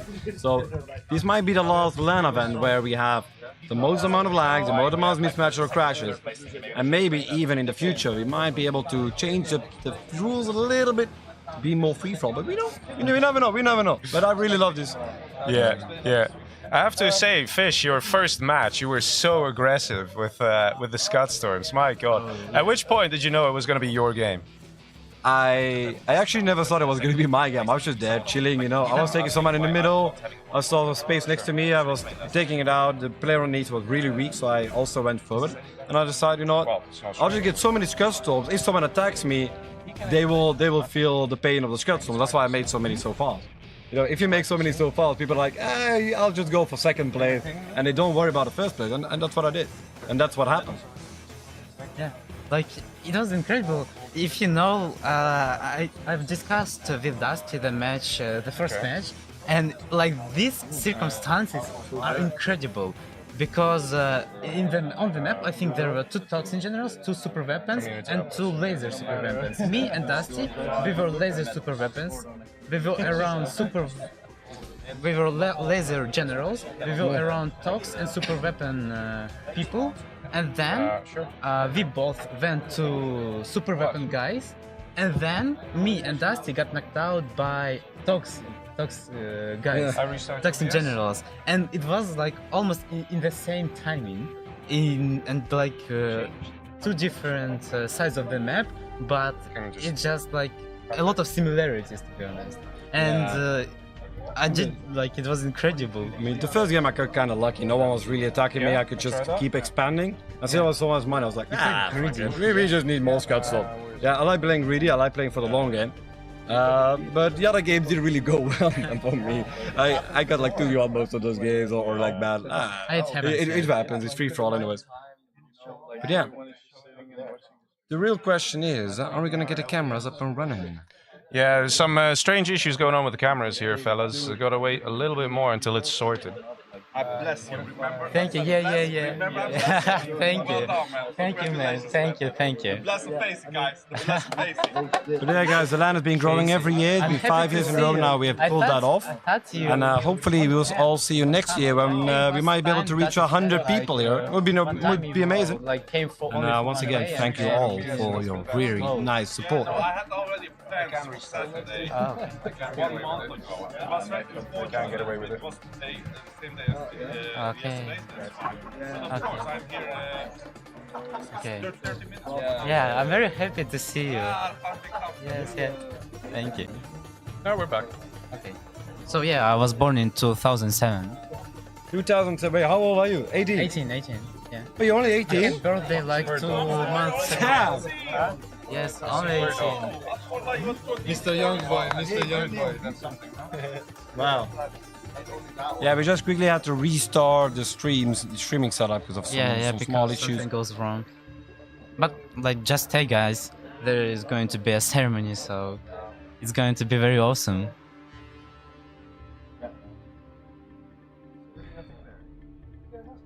So a question between goldfish and tans, there would not be a 1v1? Yeah, I pasted it. But Because it's the same point. It depends why there's no 1v1.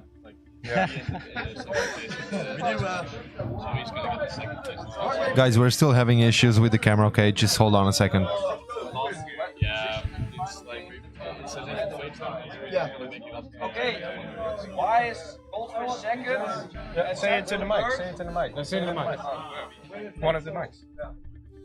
I have no idea. So the reason why goldfish is second and Tanso is third is because if there is a tie, whoever is alive the longest in the final game is ahead. So in this case, goldfish survived longer and he was in a tie, and that's why he's second. There is no time, just like the 4th of July.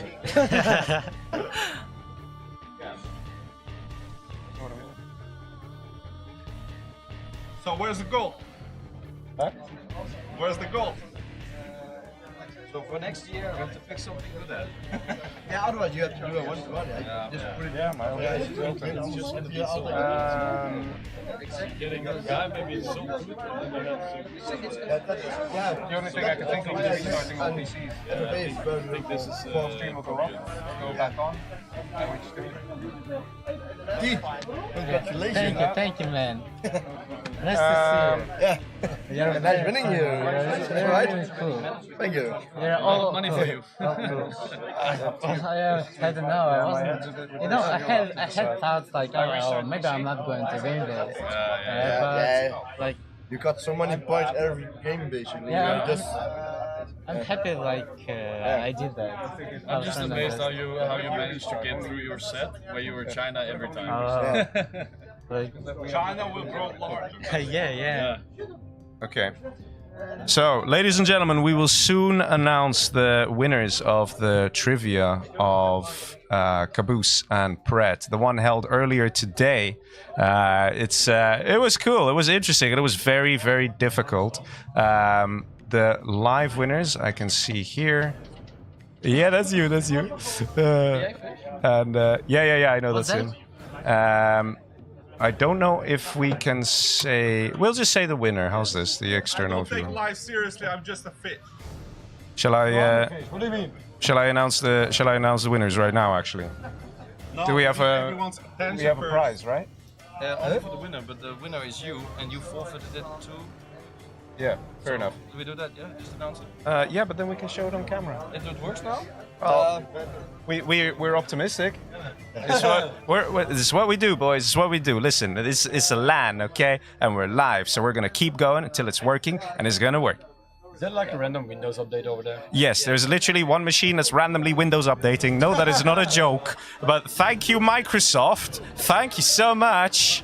Yeah, really needed the security update right about this second during the live stream. Yeah, people just can't make it up, right? Can't make it up. I can show some lovely replay clips though. Thumbstep made the sacrifice to come all the way here. I will have problems at my school, like really. They were telling me, oh my god, you cannot miss that much days. Wait, you're sick. You had told him sick. Even before the Not on game. camera. Even before the game. Like, Timstep called in sick. They said you are missing a lot of days. And then I'm just going out here for 3 days. You have school on weekends? No. I wasn't at school Thursday, Friday, and on Monday I'm turning back and I just come back in the evening. So what did you tell them as a reason? I have to play 0 hour? I will bring a trophy to them. There's a Thumbstep. Can we have a Thumbstep legend plus in the chat for just calling in sick at school just to be here? You know, can we just have some plus for the man? You know? Yeah, I really... dedication to the game is insane. I really hope his teachers are not into 0 hour, otherwise he has a lot of explaining to do. He's gonna inspire his school. Don't snake the man, you know, let him live, don't worry about it, you know, nobody has to tell them. Thumbstep's teacher in school's gonna play 0, starts playing 0 hour. Congrats, bro. Thank you. You played good as well. Well played. Almost was second. If some decisions, I was too campy. Too campy for this. I'm your math teacher, Francis. I have no math at school, so I know it's. You don't have math? Why do you do that? You don't have crystal math? I've chosen physics. Sorry. I've chosen physics and English literature. All right, guys, we're gonna try something here. We're gonna try turning it off and on again. We're gonna restart the stream PC, and then we're gonna continue with the award ceremony. We're gonna show you guys all the awards and all the things and goodies won by all the peeps. So don't go anywhere. We'll be continuing within 5 minutes. Just doing a quick restart, so you know. We'll be back. I didn't know you were 18, man. I really didn't know. Okay, everybody, move. You can stay. Okay. Thank you. Okay. And we are back, ladies and gentlemen. Look at that. The camera has been fixed. The Windows update has been completed and the restart is all good. We are back again, boys. We're going to continue now with the awards ceremony. So let's see. Can I have a mic, please? I give you just everything in the Discord. Where's your phone? Oh, which one do you want to do first? Caboose is first then, yeah? Caboose? You one, and then you tell Caboose gets the fix one now, and then you just... Goodies. Alright. So, grab your phone, and the Discord is 1, 2, 3, 4, with the prize money is in there, yeah? wait, sorry, what? Screenshot Discord, Okay. open it in my DM. Okay. So, this is like first prize, and how much you want, yeah? So just round it. I'm not going over. So you can announce that, and then you do that, and then we do the medal round, okay? Okay. Wait. So first I'm joining in. Stacy. Yeah. Hello. So let's go have a look at the prizes won through the trivia. Just give me a second here as we power up some things.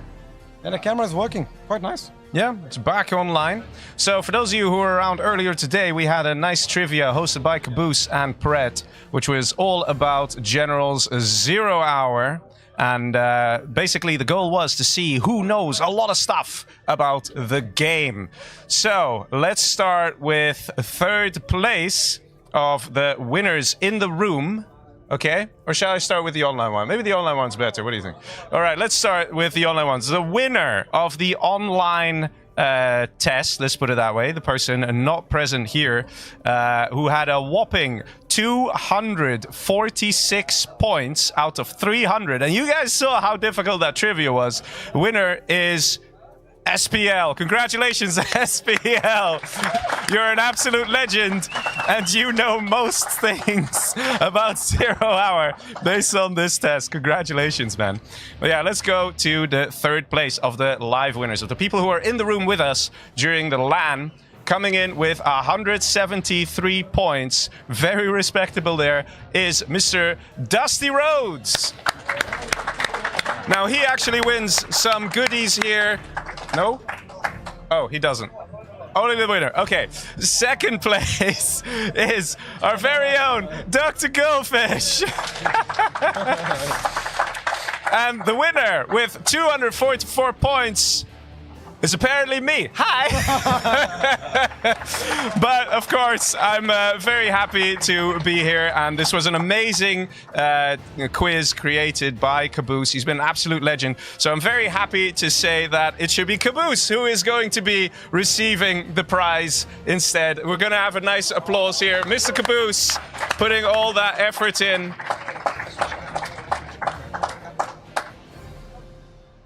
Yeah, look at that. Very nice. Some delicious goodies. Nicely done there. Big shout out to him. Caboose, thank you. Medals? Put it on, put it on. Or medals or prize. Which one do you prefer? Go to Discord. Discord? This one? No, yeah, open it. The clips. The clips are The clips. All right. Go back to the... Okay, the next thing we're going to show here, ladies and gentlemen, is the awards, the medals. T-pose. What a legend. So we have for... wait, 1 second. Where is...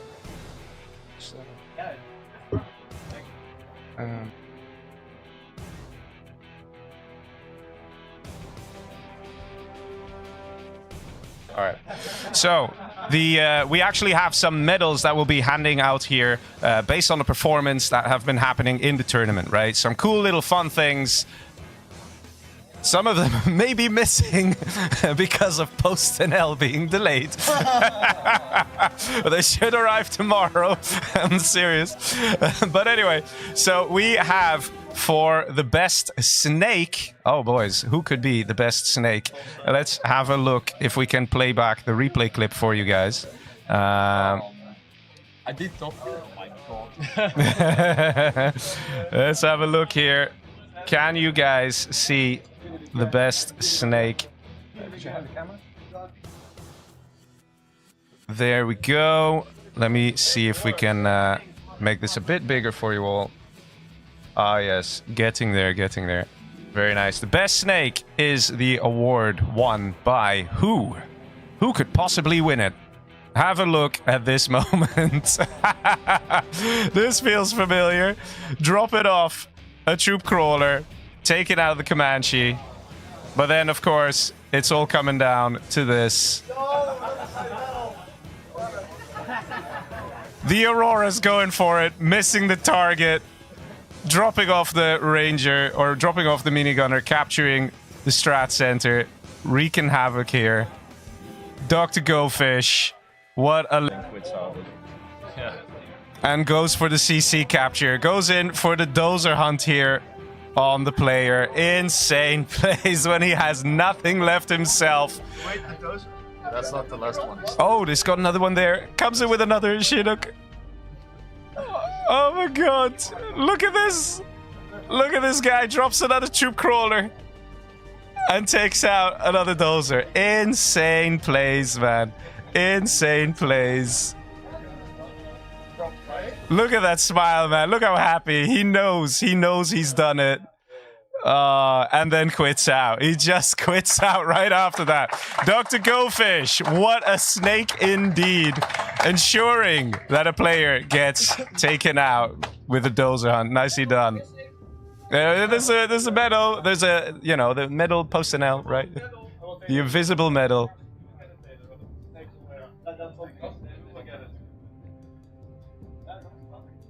But congratulations, Dr. Goldfish. Each medal earns 50 euro. So, hey, that's still nice to get on top of the prize money he's already winning.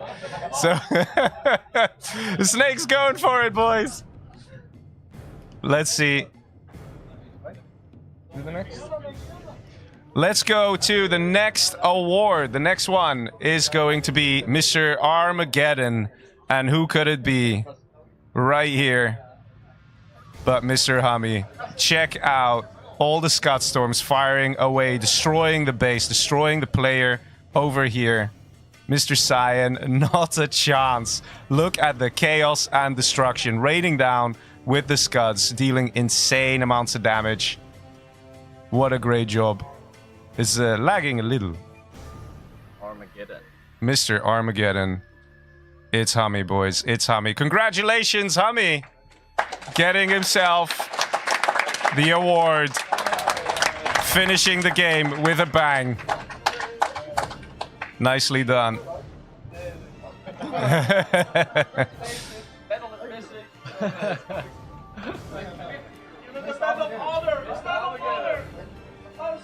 Yeah, Mr. HuMMi. Let's hear it. Next, we have a look at Mr. Showman himself. Let's see it happen. Of course, not surprised. Mr. Bad G right there, giving the salute. Dressed up as Colonel Burton. Bad G, there we go. Mr. Showman entertaining us with the salute. Very well done. What an absolute legend. The moment he did that, he continued being the fan favorite of the tournament. Very well done. Lovely stuff. And now let's go check out who is the General Power Master. The one dealing most damage with the General Power. The most effective use. Let's see it happening here. Check out just one Carpet Bomber.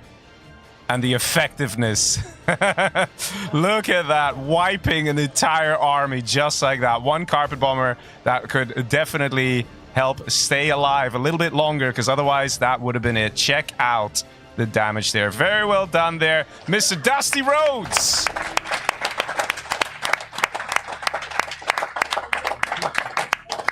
The General Power Master, boys. The General Power Master.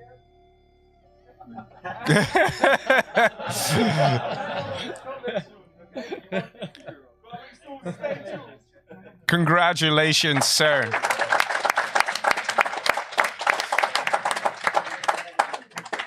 And then we have some other awards as well that are going to be handed out, but we don't have the clips for it because they're not applicable. We have Bassi, who actually ended up becoming the fastest player to reach the 5-star. He's the 5-star general, gets an award for that. The fastest speed on getting 5-star. 8 minutes, 50 seconds. That's all he needed. He killed so much. Reached level 5. Very well done there. The medals missing. Then we have the next one, Mr. Unlucky, the player who had the least amount of good armies and the most bad armies. So we're talking about least amount of air, laser, GLA, toxin, and in one set, and the most bad armies, which is China, Nuke, and Tank. And I think a lot of you guys already know who's won this one. He had bad armies. He still made it happen. No problem. Mr. Tim Step gets Mr. Unlucky.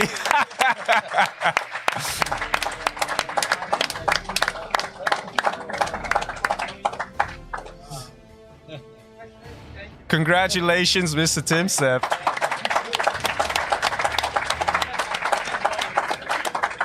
Next, we have Mr. Stamina, the winner of the longest lasting match, which is Mr. Henk. Is Henk here with us? No. Ah, Henk is not here. That's a very unfortunate. But he did great. Winner of the longest match. Congratulations to him.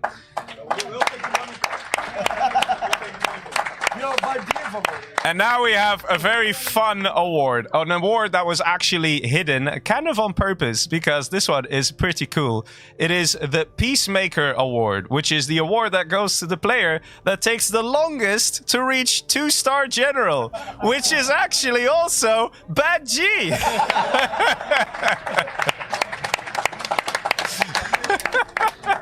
I think it was 16 minutes.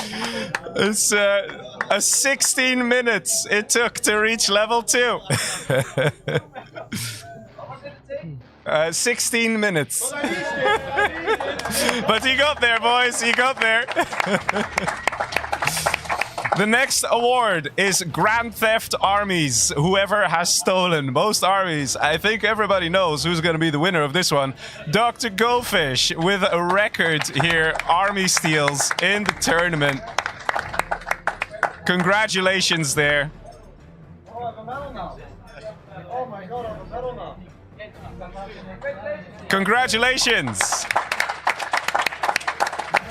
And last but not least, we have the Stonks Award, the player who had the highest income per minute. It was DustyRhodes, floating 170k with 37k per minute.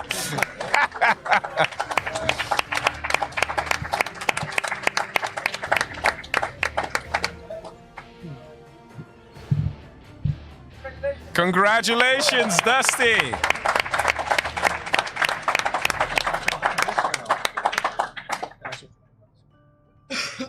All right. Huh? Yeah, we go and Look at the prize announcements, yeah? yeah, for the winners, right? I can. Okay, yeah, sure, we can do that.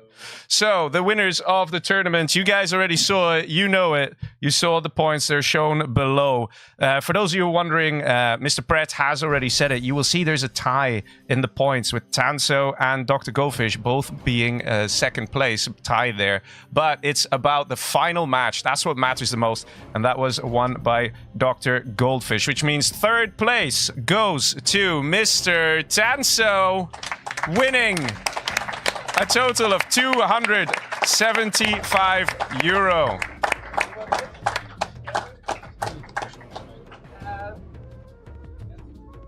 Ah, look at that. Some goodies going in as well. Mr. Tanso, absolute legend.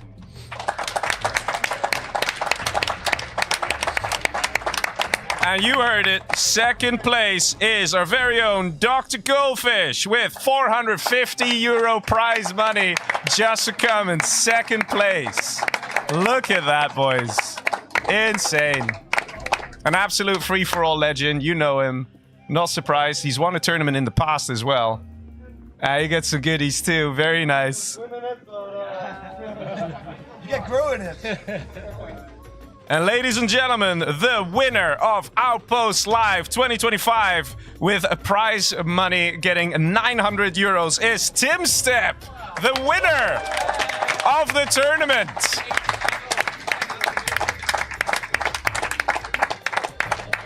Big congratulations to him, boys. Very well done, yeah!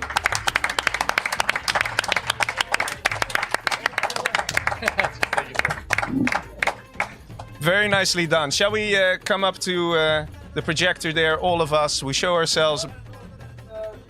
Jacob. We have a gift for Jacob. Where's Jacob? Jacob, we have a gift for you. For coming fourth place. Look at that. Winning €175. Mr. Jacob. Very nice. Congratulations. And let's see. Shall we get up here? And all of us... What? What?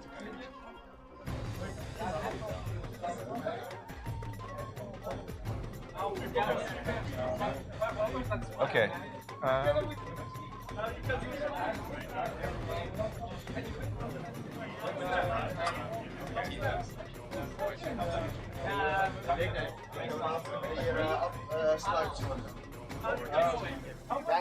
Okay. Also, ladies and gentlemen, every single participant of the tournament is also going to be receiving a key from THQ Nordic for a Steam game. Every participant is going to receive a Steam key. So thank you very much, THQ Nordic. Also, just know that the people that just received the shirt also get one of these posters. Oh. The winners who just received a shirt are also going to receive one of the posters here that we have with us. So, yeah, congratulations, guys, and well done and well played. All right, let's see. Shall we go up? Yeah? All of us? We go up? Yeah? As a group? All right. Are we still? All rise, boys.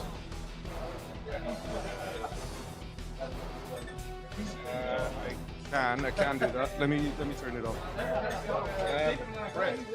Actually, no, it's fine. Hello? Are we coming through to the stream? Ladies and gentlemen, can you hear me loud and clear?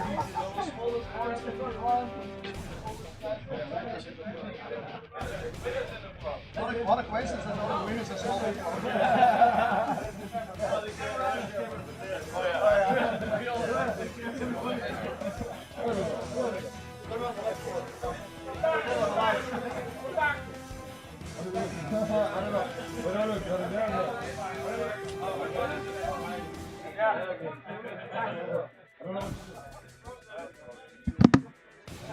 He froze again. Oh. Yeah, there we go.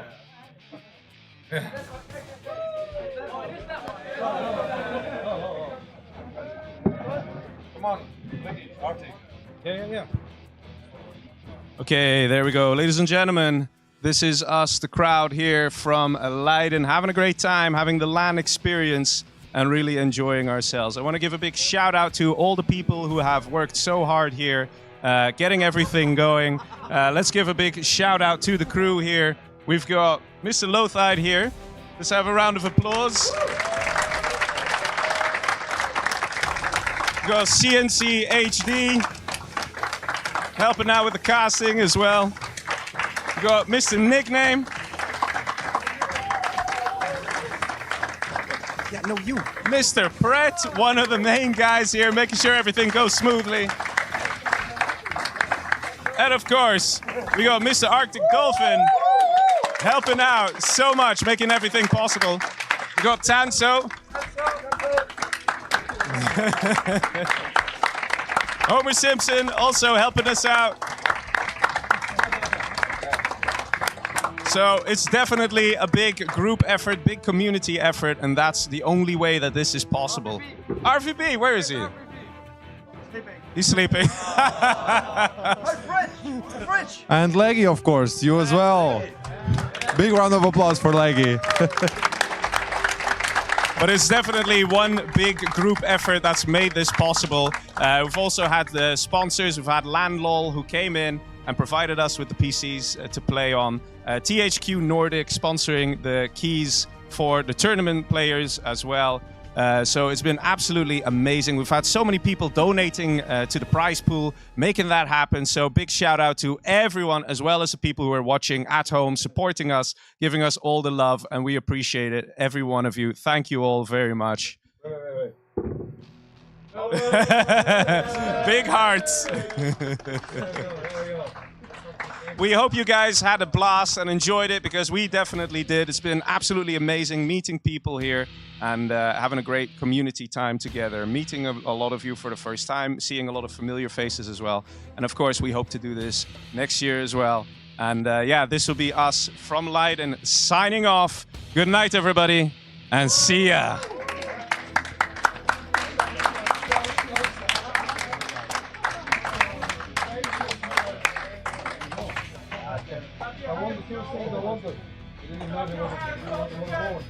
Go on and catch up with what of there. And then like all those people. And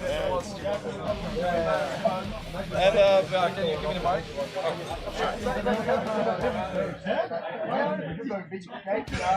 For all of you who also won some games throughout the sets, you will be getting 44 euros per game won. So throughout the 5 sets, every game you won, 44 euros. Nice. Thank you.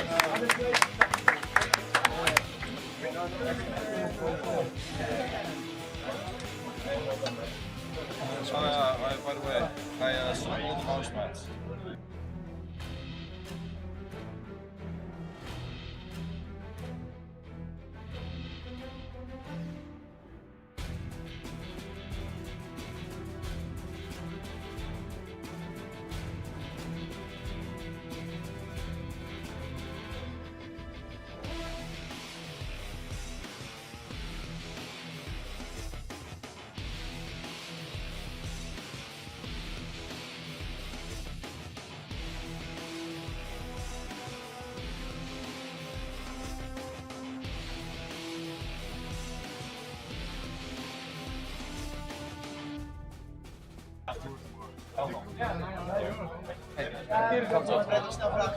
I also want to give a big, very warm shout to...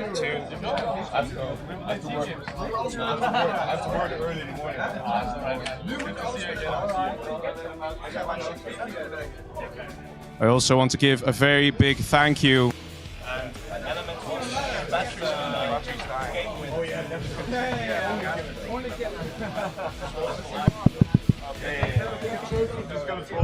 I also want to give a very big shout out and thank you, heartfelt thank you to Mr. CC Hyper as well, for he is a guy who's been helping us, providing some of the goodies.